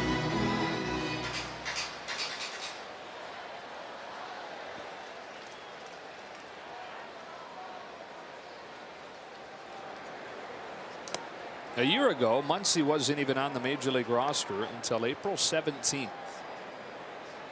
Logan Forsythe went on the DL with a shoulder injury. Max got called up when the team was down in San Diego. It was actually in anticipation of the series that came after that, when they knew they were going to face a couple really tough right-handers in Steven Strasburg and Max Scherzer. They thought this Muncy kid could give them a better opportunity.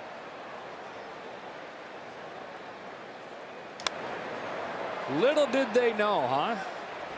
Pop up, foul ground that Escobar will put the leather on. 35 home runs to lead the team. Is the highest home run rate in baseball. And only Christian Yelich, the MVP, had a higher slugging, had a higher on base plus slugging.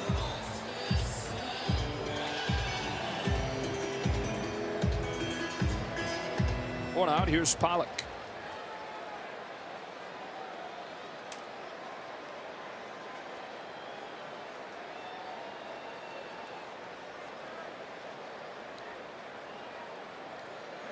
While Max Muncy was opening last season in the minors, A.J. Pollock was busy going on a tear. His start last season, that was as good as he has ever been. He was the National League Player of the Month in April. Prior to that broken thumb that really ruined his season. The shift he goes, and he's out number 2.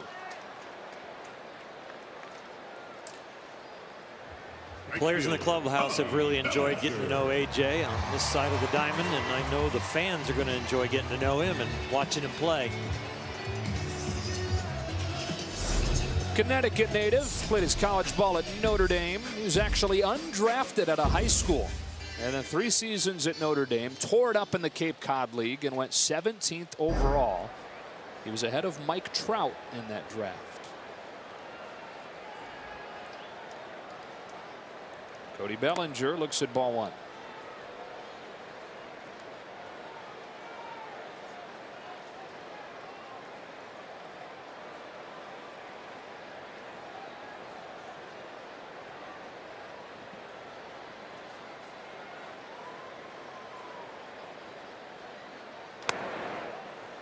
Two on up.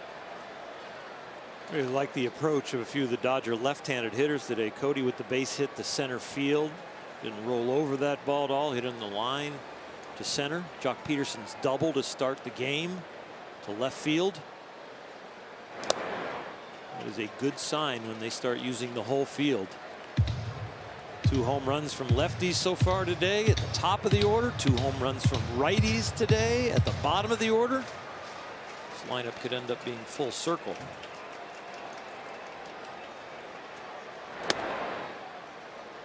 Three and 1.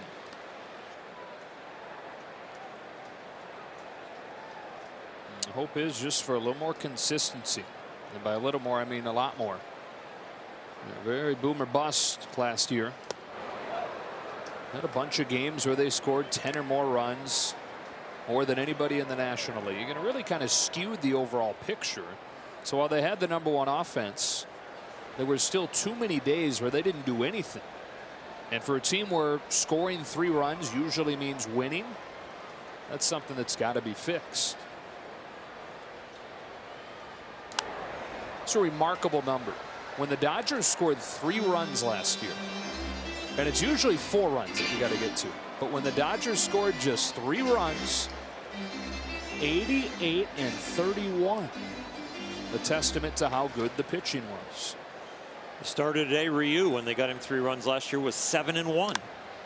Bellinger goes the other way. Long way to go for David Peralta, but he'll get there, and that's that for the Dodgers in the 5th. Been booming so far today. 4 home runs and a 7-0 lead. Dodger fans, do you know a standout high school senior athlete? Then nominate them for a chance to be named a Spectrum Sports Championship Drive Scholar Athlete presented by Shakey's Pizza, and they will receive a $2,500 college scholarship. Go to SpectrumChamp.com now for more information. Strike 1 from Hyun-Jin Ryu to Matt Cook, who has replaced Zach Greinke in the 9th spot for Arizona. Ryu had such a great season last year, off to a fantastic start here in his first opening day start. 5 shutout innings and just 2 base runners against him. Hyun-Jin, they say, has grown a ton in the way that he prepares, both physically and mentally going into starts. It was his pitching coach, Rick Honeycutt, that last spring challenged him to take more ownership over the game plans. Really embrace the mental side of pitching and of preparing for each start. And physically, when he arrived in 2013 from Korea, didn't have much of a between starts regimen. I know you talked about how he doesn't really need that, but he slowly developed it. Part of that has been watching Clayton Kershaw, watching the way Zach Greinke went about his business in his few years, as he picks up his 8th strikeout. And then before the 2017 season, completely overhauled how he trains his arm. That was after he missed most of 2 seasons with a shoulder surgery and the following elbow surgery.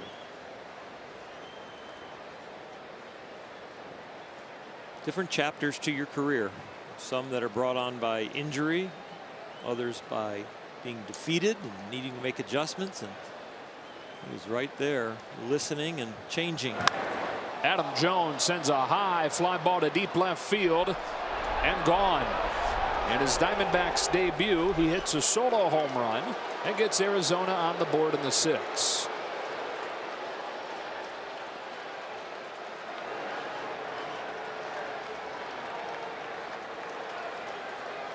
One of the rare breaking balls that Ryu has thrown today. He's really lived with the fastball and spotted up the changeup. He's used the curveball to kind of spot it or tried to steal a strike here, but Jones was ready for it. Slight uppercut swing that meets a curveball right there out in front of the plate and hit it a long way. Now Eduardo Escobar ripping one by a diving Turner down the line. For more solid contact than he saw over the first 5 innings. Back-to-back swings here in the 6th. Second hit of the day for Escobar.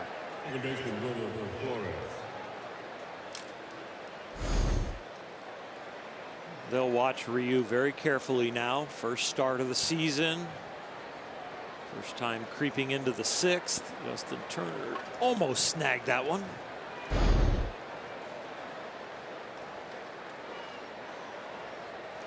The buildup for pitchers nowadays in spring training is a little different than it was 15-20 years ago. You truly tried to build up to 7, almost 8 innings in spring training. Now they just get them to around 5. And big swing, but a small fly left side. Seager angles into foul ground to catch it and retire Flores. Talk about all the boxes you have to check to come back on rehab. You can't simulate all of these things that he has had here today. 3 ground balls in 1 inning, going in different directions, some of them flat-footed, some of them with no support from his lower half, and they're a nice little catch of a pop-up and couldn't simulate, hey, let's get him close to a wall and see if he runs into it or not, but still can catch the ball. No, you wouldn't want to do that.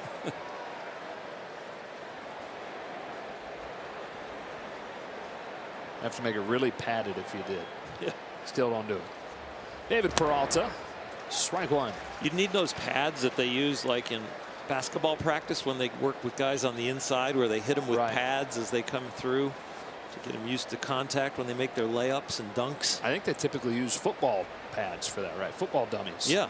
I'm picturing the nerdy kid in Little Giants. They wrap them up. You put that on him and test running into the wall.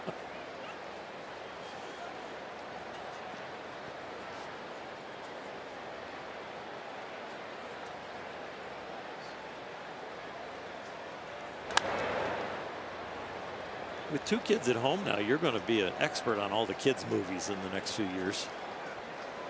Yeah. You're going to use some examples during broadcast that I'm going to go, what? Pedro Baez getting ready.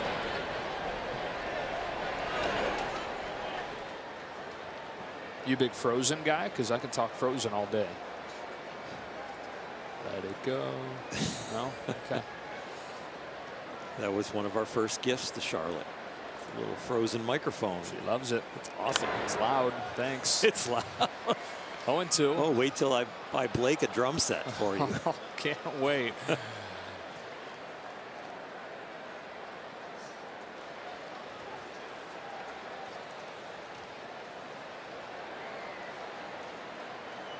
That does sound like a great gift for when he's like about 3 or 4. Libby would love me.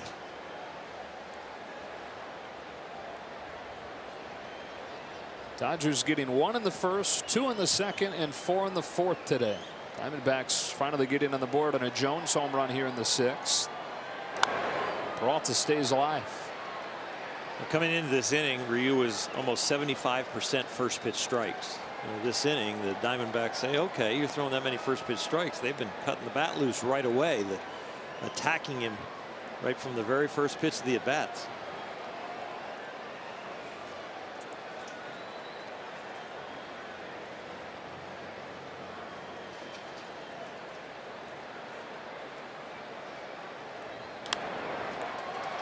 A pop-up on the infield. Muncy shading his eyes, tracking it, and squeezing it. Diamondbacks get 1, but that's all. 7-1 the score. And coming up in the bottom of this inning, Hernandez and Barnes, who went back-to-back the last time they came up.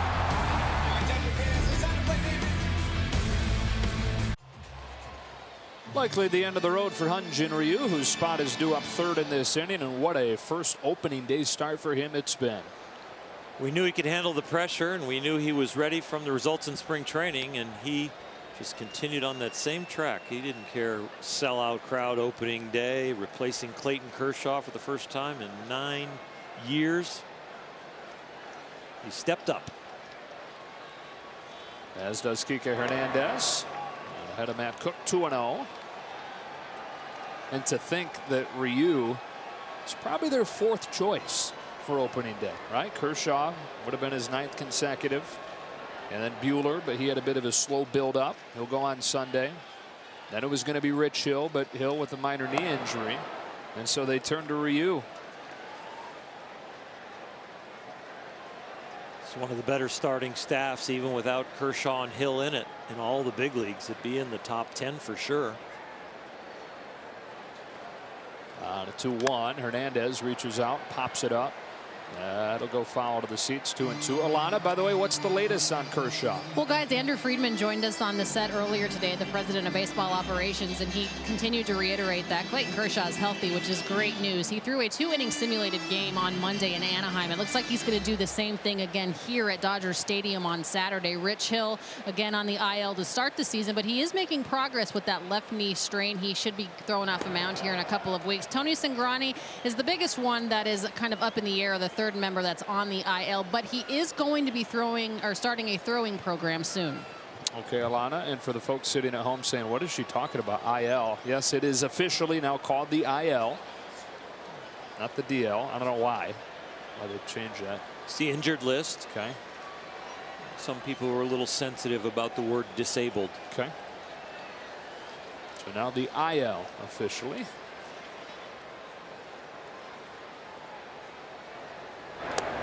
Hernandez takes a walk to open this 6th.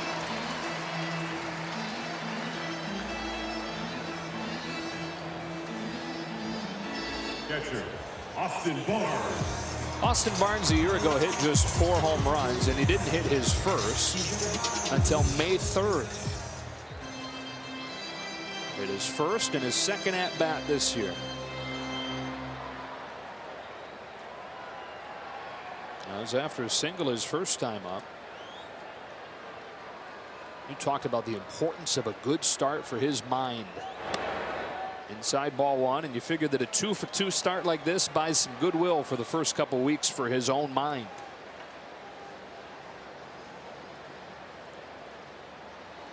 Catchers have so much responsibility in guiding the pitching staff, ushering their starter through the beginning of the game.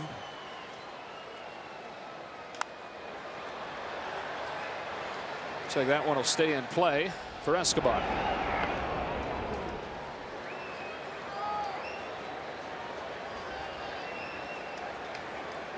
One on, one out, and with Ryu's spot coming up, a pinch hitter, Alex Verdugo, who got himself a big boy jersey. Number 27.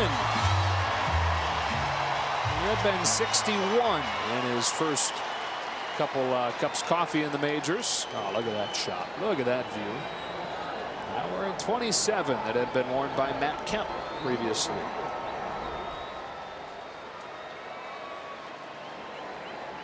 Looks good on him. Anything's going to look good on you when you switch out of an offensive lineman number as a position player. 27 would have been the number I would have chosen if it would have been available. Really? Yeah, I wore that through my amateur days a lot. But Joe Beckwith had it back in the day.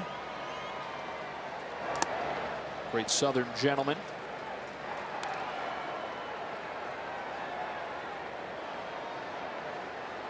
I bet had you asked, he would have let you have it, knowing Joe. I don't know.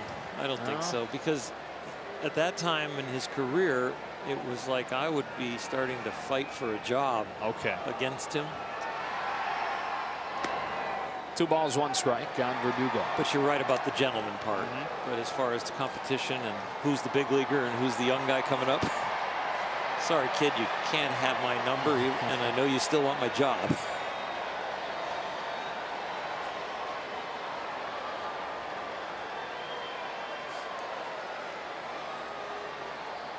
And also, it doesn't typically work that way, where the kid comes up from the minors and says, hey, let me have your number. I'll give you a Rolex. No, it doesn't. You don't have those yet. Unless it was a first rounder that signed for millions and had money to. But that's usually the veteran move when you come over as a free agent to another club and they give you the person's number and you reward them with a gift in spring training. Verdugo to left center field. Peralta over to catch it. 2 out. TD Ameritrade's the right call today. How about Dave Roberts putting Jock Peterson on the leadoff spot? And started in left field. 2 for 3, a double and a home run. And coming up here with a man at first and 2 out.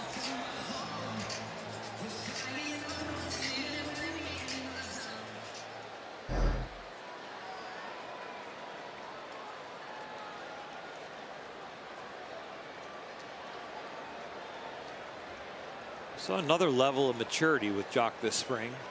He seemed to be a little bit more serious about his work and the detail.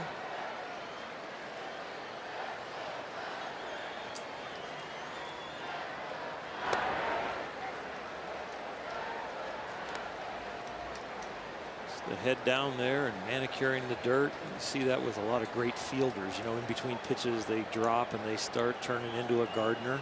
See that with hitters in the box, where every little piece of dirt and detail about themselves has to be right before they attack.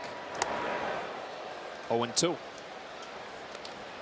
Jock will turn 27 in a few weeks. 5th full season in the majors for him.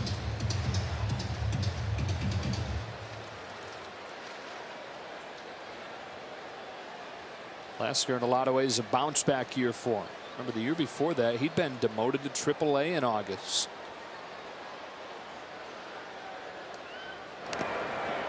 Fouls off, stays alive.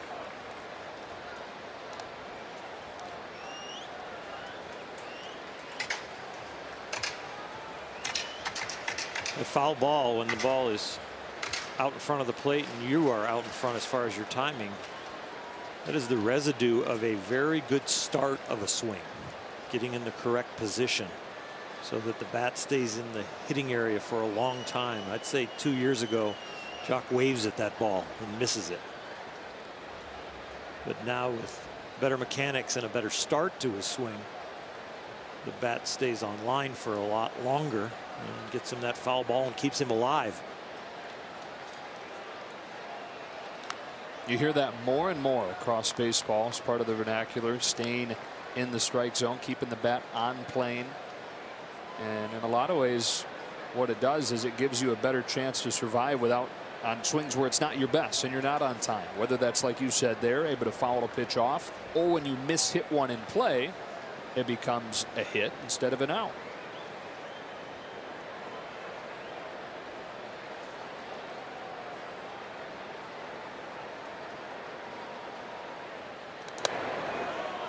Ball one. I had a nice chat with Robert Van Scoyoc, the new hitting guru for the Dodgers. He and Brant Brown kind of heading up that department.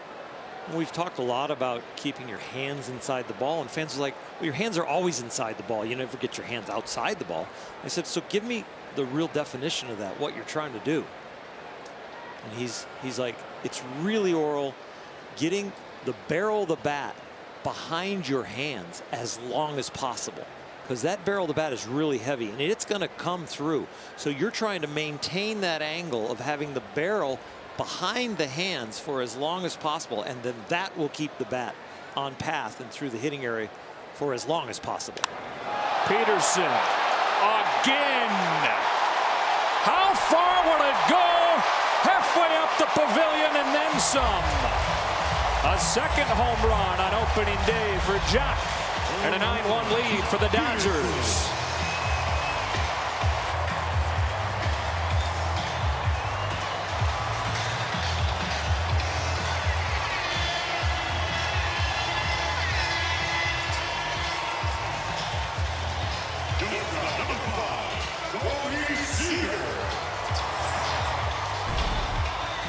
Carl's cam look at Jock Peterson's second home run of 2019. A beautiful day here at Dodger Stadium.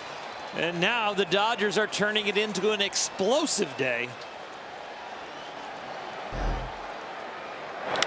Now Seager, top spinning though, and playable for Jones. That's the inning. A 5th home run for the Dodgers. A 2nd for Peterson to the late innings.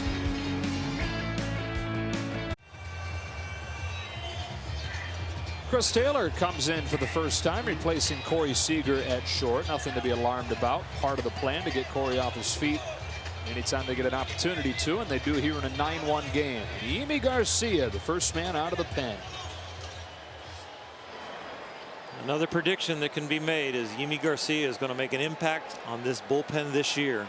He's thrown the ball very well. He's regained not only his velocity, but the movement on his slider, and his pinpoint control looks like it's on its way back. On for Christian Walker, who swings away at the first pitch and sends a fly ball to deep center field and way out of here. So Walker ambushes Garcia, whose season can only go in one direction from there. It is not the impact that Yimi wanted to make, and it's not the one I don't think he's going to make. It was just a rude greeting into the game and your first pitch of 2019.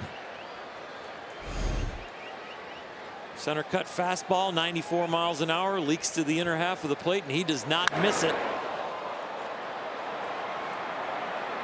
7th career home run, 3 of them against the Dodgers. Tel Marte lays a bunt down, but foul. And we check in with Alana.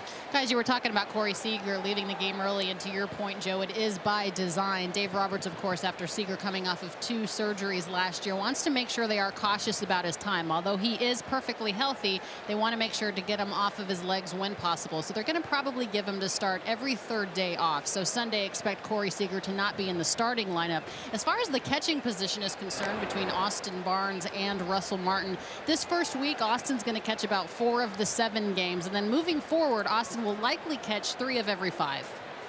Okay, Alana. Austin, one of the 5 home runs today for the Dodgers. Which, by the way, is a new franchise record for opening day. On 0-2, Marte gets his hands in, flexes a fly ball to right. Bellinger having a hard time finding it. Does, staggering away for the first out.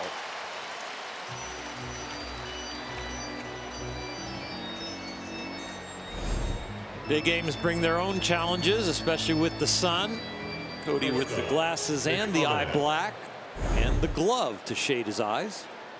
We're seeing glasses used very well today, not on the brims of the cap like you sometimes see. They don't do a whole lot of good there. But they are stylish. They do look good. 1 out, and the shortstop Ahmed. Strike 1, might have missed his spot, but found the zone.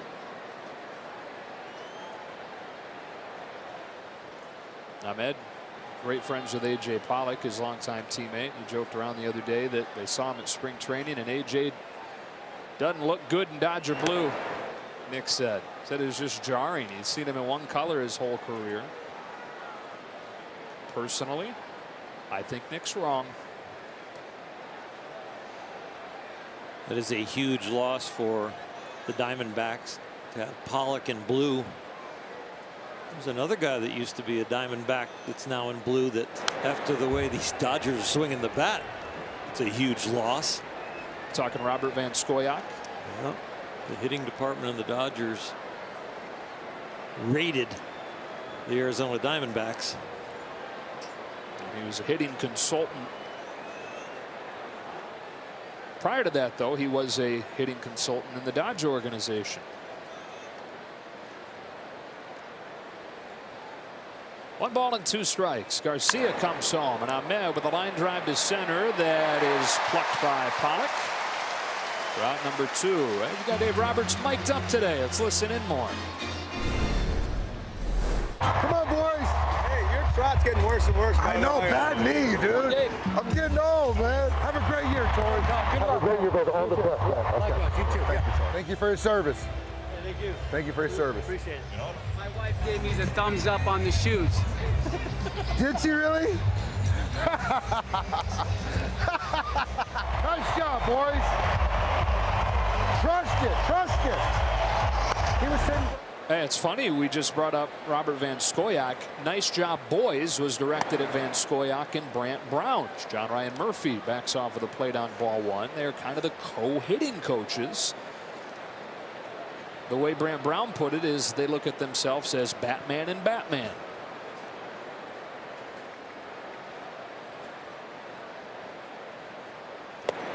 Ball on a strike. Kind of trying to reinvent the hitting coach position, or at least reimagine. Reinvent, probably too strong of a word, but reimagine the function of the hitting coach. Murphy with a pop-up behind first. Muncy, lone man on that side of the infield. It keeps drifting, and he runs out of room. Coaching has gotten more complicated and more technical with processing all the information that they have on the pitching side and on the hitting side, and then going and getting the reps, and then having the slow motion video that you can study with your pitchers and your hitters, breaking it down, videotaping batting practice sessions or side works. Kind of a backup slider, but Murphy took it right down the middle for strike 3.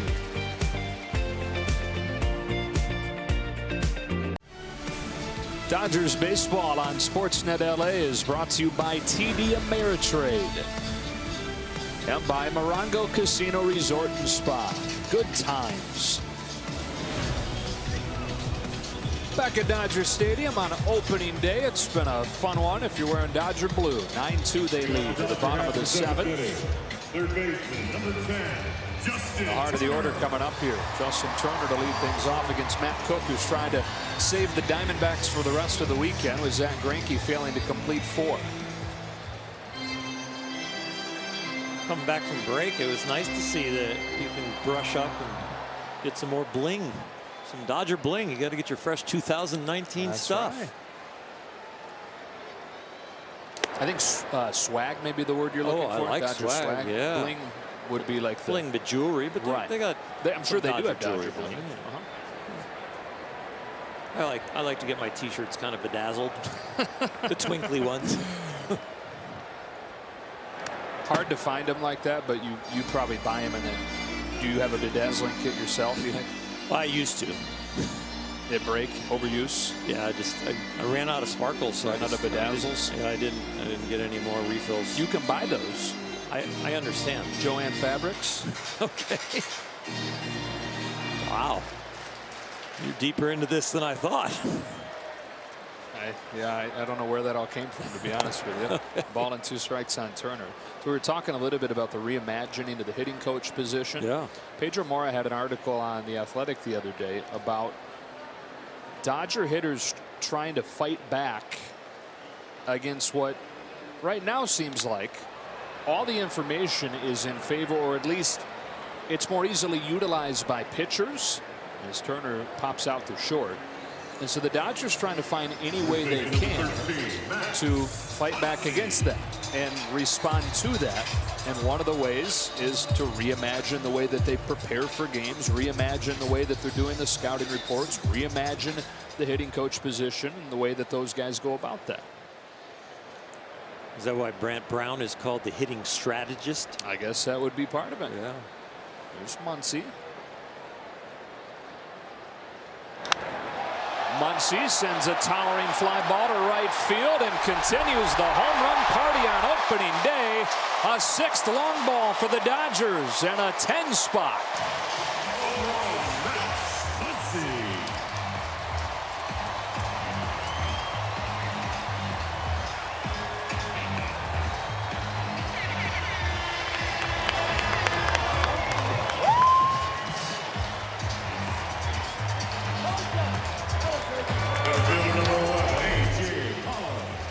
I asked the truck to build a package of the home runs back when we had 3 of them. They hadn't stopped working, have they? I don't know if we can get the home run package in between pitches or batters if they keep this up. Max Muncy adding 1 to the parade. We'll have to speed it up. Pollock flies it to short right. Jones is there. I like to challenge the truck right from the opening day start. They'll figure out a way to make that package so everyone can enjoy these bombs. No pressure, guys.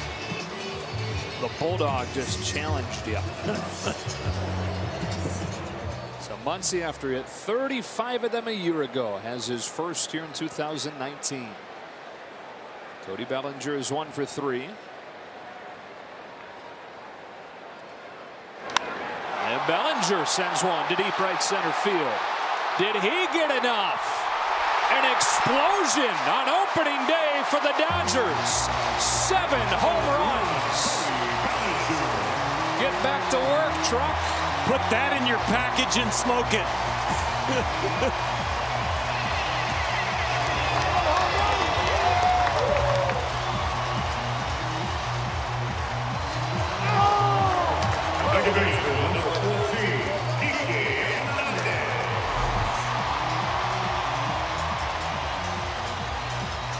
This one of the first home runs today on a low pitch, and Cody elevates it out of here.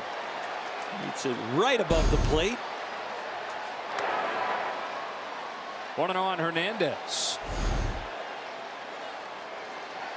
Batman and Batman. Pow.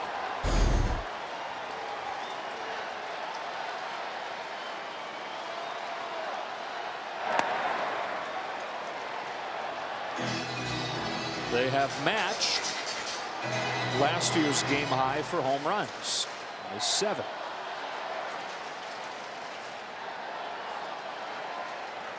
Hernandez has one of them himself. He's ahead here 2-1.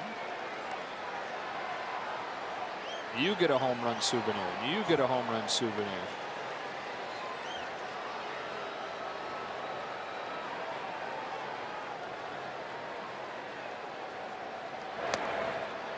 They're chasing another there. 2-2. Not just the most for the Dodgers last season, though, 7, and matching that today, but in the history of Major League Baseball, these 7 home runs are the most on opening day. Hernandez, right center field. Unbelievable! An 8th home run for the Dodgers. And an opening day to remember at the Ravine.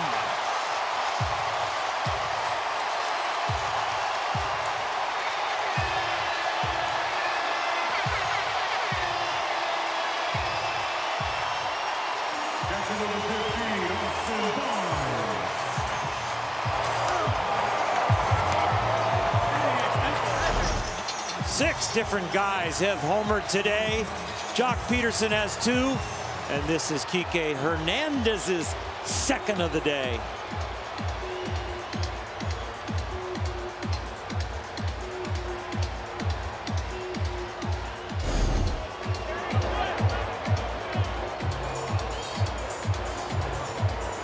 Eight home runs?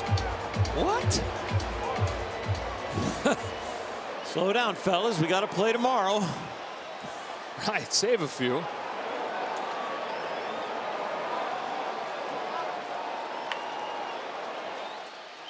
Here's Barnes, who has one. There are people in the stands today. They're going to talk about this the rest of their life. I was there when? 2018 opening day. Remember that one? Or 2019? Barnes with a base hit to center.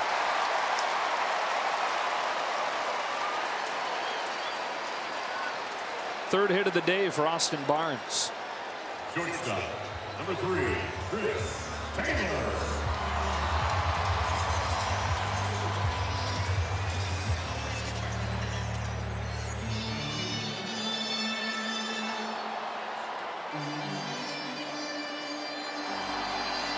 First at bat for Taylor, who had a rough spring at the plate. Really didn't feel good for most of the spring.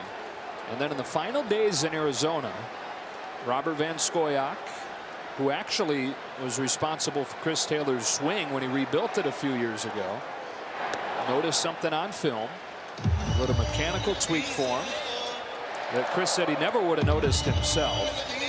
So that extra set of eyes helped him out, but texted him cell phone footage pointed at the video monitor late at night and said, look, your barrel's gotten a little bit too upright, making it too hard to get the barrel to where you need it. He was late on everything as a result. And once he got that tip from him, everything clicked. And it's been really good for the final days of spring training. And hoping to carry it into the regular season. 3 more home runs in the 7th. How fun does it have to be down in that Dodger dugout today? 8 home runs, a Major League Baseball record on opening day.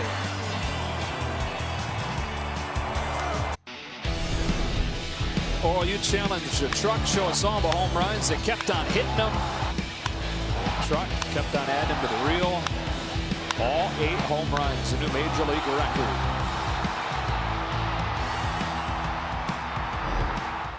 Matt Cook against Brock Stewart. Taking strike 1. Stewart comes out of the bullpen for his first appearance this year. What a record to have. And maybe give us a little inkling of what could happen this year with the power of this Dodger team. Even last year, when they led the league in home runs, they hit their 8th in the 11th game. They've got 8 today. 1-2.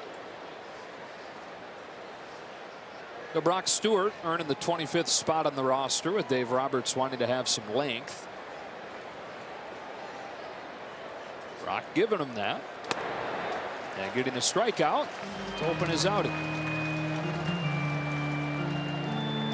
Figure he'll handle the final 2 innings today. Brock has had some success at the big league level and is still a guy that they see a bright future for. Dennis Santana was in that race for the last spot, and Justin Grimm accepted his assignment down to the minor leagues. He'll be somebody that's probably into the equation as the starters start to extend their outings into the 6th and 7th inning. Adam Jones, strike one. Jones a home run today in his Diamondbacks debut. Both runs have come off solo shots. Christian Walker hit the other.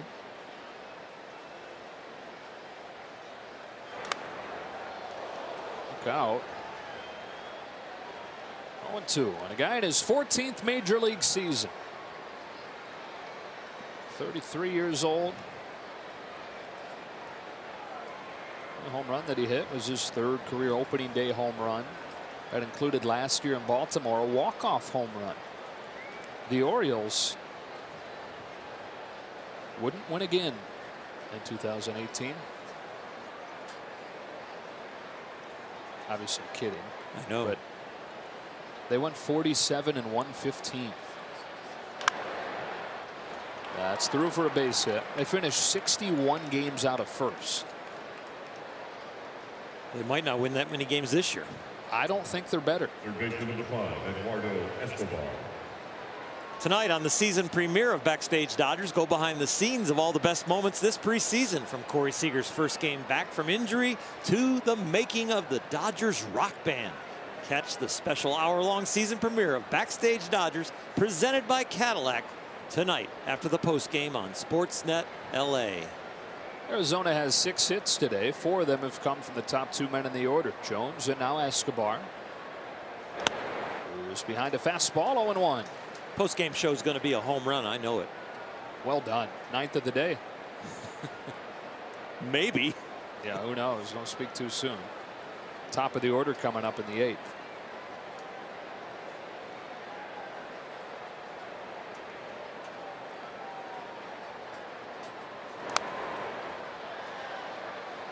Two on Escobar.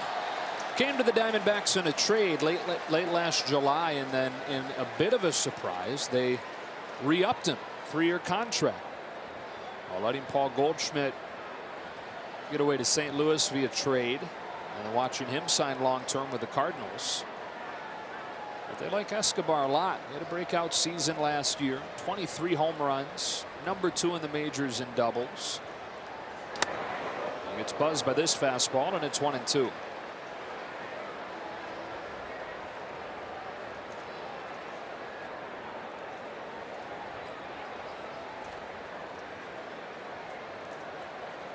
Eduardo out of Venezuela, out of Maracay, Venezuela, baseball hotbed.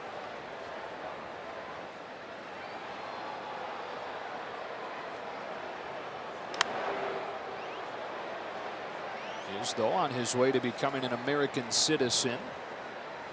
Gained permanent resident status a couple years ago, and then you can apply for full citizenship 5 years after that. So 2022 he's got his sights set on. Said his motivation for it is wanting the best future for his kids. He's got 5 young children.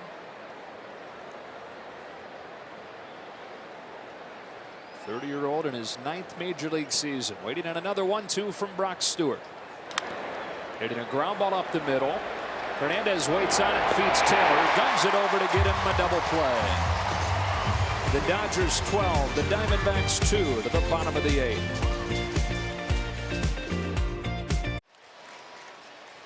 Before the bottom of the 8th, let's check into the guys in studio. All right, thanks, Joe. The Dodgers didn't take batting practice before today's season opener. Turns out they've been taking batting practice the last 2.5 hours. Dodgers went LeBron on them. Not 1, not 2, not 3, but 8 home runs so far. It is a major league record. We'll be here to break it down after the game. We'll see you soon. And the top of the order coming up here, guys. Who knows if they're done? This contrasts nicely to last year's opening day, doesn't it? A 1-0 loss. fact, first 2 games last year, 1-0 losses to San Francisco. No, really to Joe Panic. It was the Joe Panic series. Right. You know what the crazy thing is? He only hit 1 more home run the rest of the year. Really? After winning each of the first 2 games on solo shots. That was the beginning of the slide at the beginning of the year, where they ended up going 16-26 in the first 42 games. Joe Panic started it.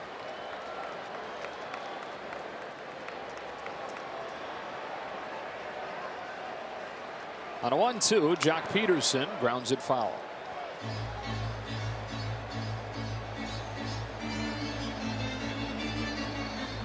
Two of the 8 home runs today have come from Jock. He was 25 a year ago. 2 home runs and a double today.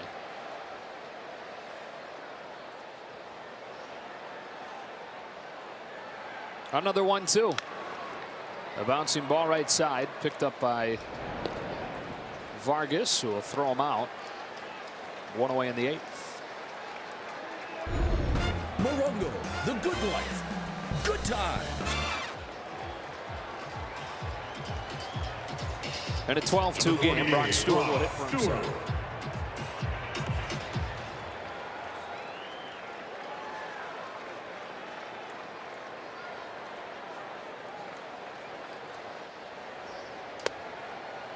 Strike 1.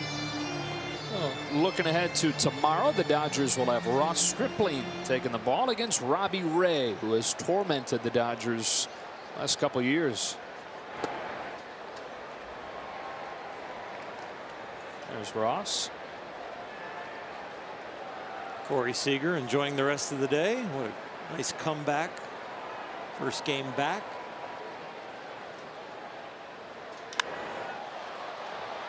Stewart to left for Peralta.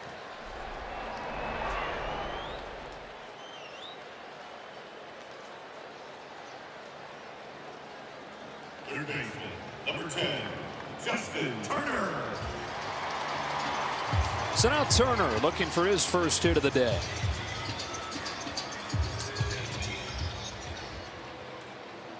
It's over 450 in spring training. He can't buy a hit in opening day. Nomar always talks about not wanting to put up numbers like that in spring training, right? Because he always felt like he was due for a slump when the year began. A pop up into center field. Marte's got it, and the Dodgers down quietly in the 8th.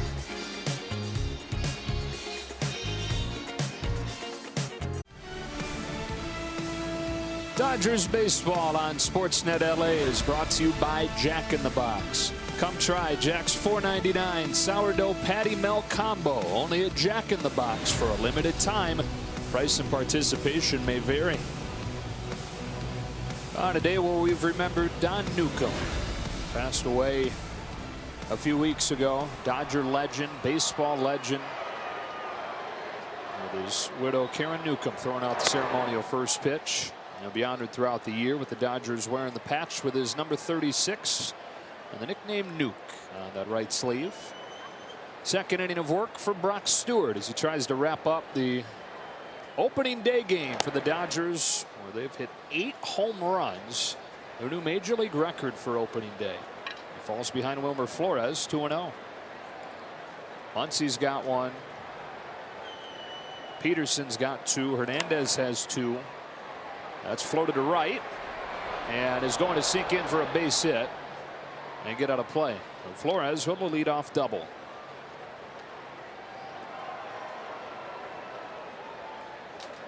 That for Wilmer Flores, by the way, is his first career opening day hit. David Peralta.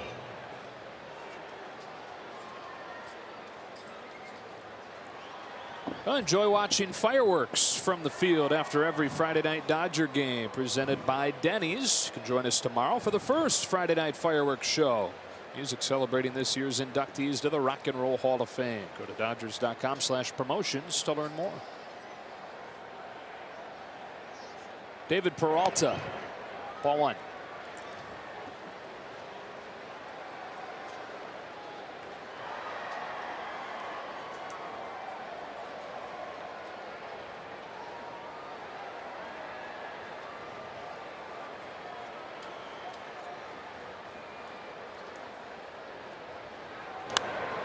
Strike one.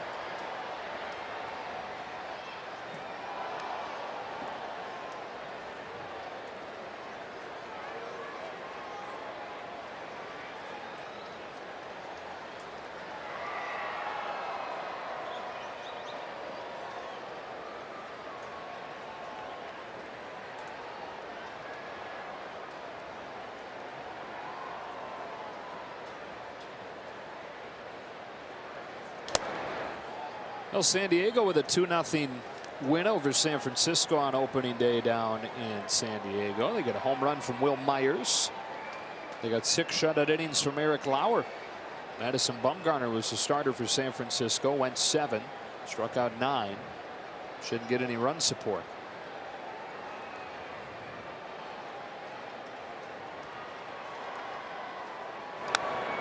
Count evens at 2-2.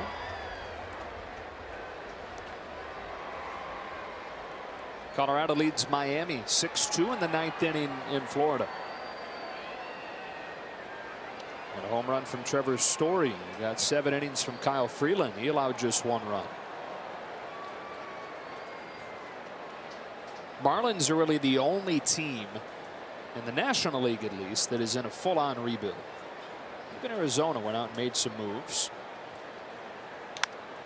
That's rolled to the left side. A long way to go for Chris Taylor, and he'll manage to keep it in the infield. Peralta, who is the best hitter in baseball last year against the shift, is aboard with an infield hit. First baseman number 53, Christian Walker. They haven't hit hard, but they've been hit in the right place this inning. Just a little cue shot, spinning away from Taylor and not hit hard enough, but hit in the right place.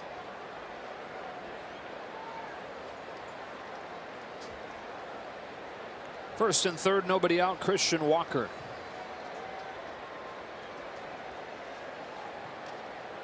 Celebrating his 28th birthday today with a solo home run. And one of the reasons the Dodgers feel so good coming into this season is just this division is not very good, especially when you compare it to the Central and to the East, which are both going to be ridiculously deep. Most consider the Rockies the best threat to the Dodgers. Who would you call the third place team at this point? That's a really hard question, because it's going to be like a battle of people that really don't have rosters that can compete with the Dodgers. And I think the Rockies will maybe a few games over 500, maybe, because they're going to get to play the San Diegos and the San Franciscos and the Diamondbacks. I think the Dodgers win the division by a lot. Walker down the line, drives in his second run of the day, his second extra base hit. An RBI double in a 12-3 game. Dodger bullpen has been quiet, but that might start to get some action. Center fielder number 4, Ketel Marte. Another one that really wasn't hit that hard, but hit in the right place. Dodgers have been hitting them hard and hitting them over the fence. Diamondbacks have had some eyes on the baseball here in this inning.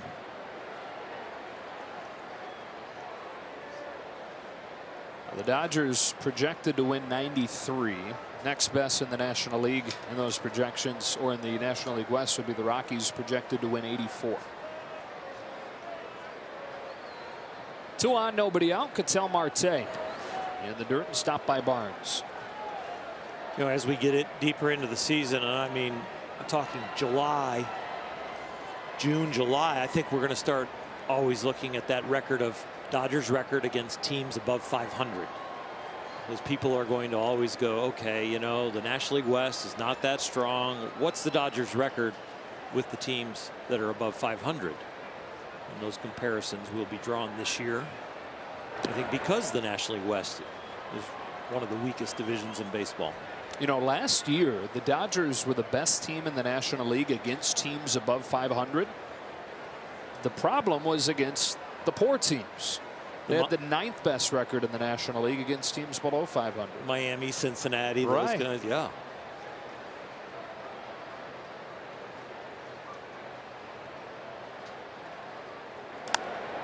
Year before, when they won more than 100 games, they were the best team in the National League by a wide stretch against the bad teams. They took care of business against teams that they needed to. Probably a symptom of that boom or bust offense. And maybe also a symptom of the hangover from a little bit. They hope to avoid that this year after playing into the World Series again. Marte with a fly ball to right that sends Bellinger on the move to catch it in the warning track. That'll bring home a run. 12-4. The hardest hit ball of the inning is an out. And you will trade outs for runs right now to get this game over with. Brock Stewart won't feel real good about it, but he will have his chin up because the locker room is going to be a happy one with 2 more outs. I know it's just 1 of 162, but when you have a day like this on opening day, is it a little happier than just 1 of 162 post game? It is a little bit. I think, yeah, I think the guys will celebrate a little bit more than if this was game 12 or 25. Just to have it in your back pocket. Ahmed. Strike. And so many guys in the locker room did well. Yeah. So it's not like you're drumming up a smile for your friend that went 2 for 4 with a couple of home runs. You're also smiling because of what you did too. Only starting position player that didn't reach was Justin Turner.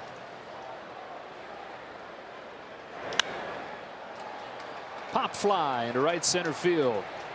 Bellinger and Pollock come together, and Pollock at the last moment makes the catch. That'll take some time, similar to working with a new middle infield partner. Having a new center fielder, getting the communication down, especially when you're working with a guy that's not played a whole lot of right in Bellinger.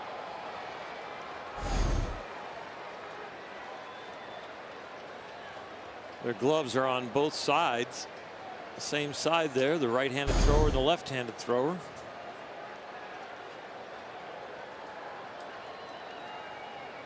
And so Brock Stewart and the Dodgers 1 out away from finishing off a very convincing opening day win.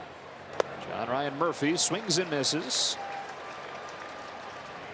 So it'll be on to the season now. All the pomp and circumstance around opening day, always so much fun. Day 2 is always a weird one. The first of the rest. A bouncing ball to short. Chris Taylor's got it. And the Dodgers, in historic fashion, have a 12-5 win, hitting 8 home runs to set a major league opening day record. They didn't hit on the field prior to the game. They decided to save that for game time, and boy, did they. They got 2 from Jock Peterson. Seager hit 1. Muncy hit 1. Bellinger hit 1. Barnes hit 1. Hernandez hit 2.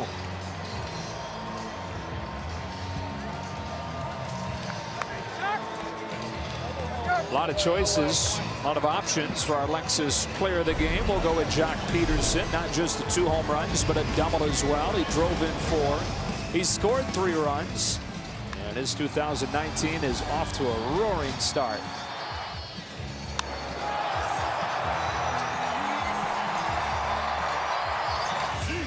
They've made a lot of mistakes, but when they did, they hit them a long way. Jock now stands by with our Alana Rizzo. All right, Joe, thanks very much. Jock, congratulations on the first win of the season. 2 2-run home runs for you today. The first one, you looked like you were standing right on top of the plate, looking for maybe a move-me-over curveball, but you smacked that one out. What did you actually hope for in that situation? Yeah, you know, Greinke's a tough pitcher. He really can locate everything really well, so you kind of just got to get a mistake and capitalize. So I was able to get one right there and put a good swing on it. So I think a lot of us really were feeling good up there and seeing it good, so it was a fun day for us. Yeah, you guys run their ace out of the game after 3 2/3, able to attack their relieving core as well as far as another 2-run shot. We'll take us through that at bat. Same type of thing, you know, just not doing too much up there. Get a good pitch and just put the barrel on it. And I think a lot of us today really showed that that's our approach, and we were able to drive some balls the other way, get walks, hit runners in. So it was a fun thing to watch, fun thing to be a part of. So it was fun. Talk about getting the barrel there. Speak to the mechanical changes and being able to keep the bat in the strike zone a little bit longer, starting your swing a bit earlier. Yeah, I mean, that's the name of the game. Keep your barrel in the zone as long as you can.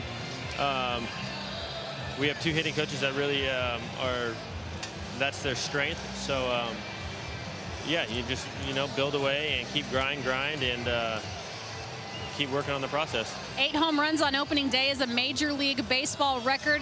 Speak once again to the depth and the length of this offense. Yeah, that's pretty wild. It was like every other batter was hitting a homer, so it was really cool, especially to see Seager come back. First day back in like a year, so tip my hat to him. But I mean, everyone else, Kike driving the ball the other way, and yeah, it was a fun thing to be a part of, and we can enjoy it tonight, but got to come back tomorrow ready to do it again. All right, great start to your season, Jock. Thank you for your time. Thank you. All right, guys.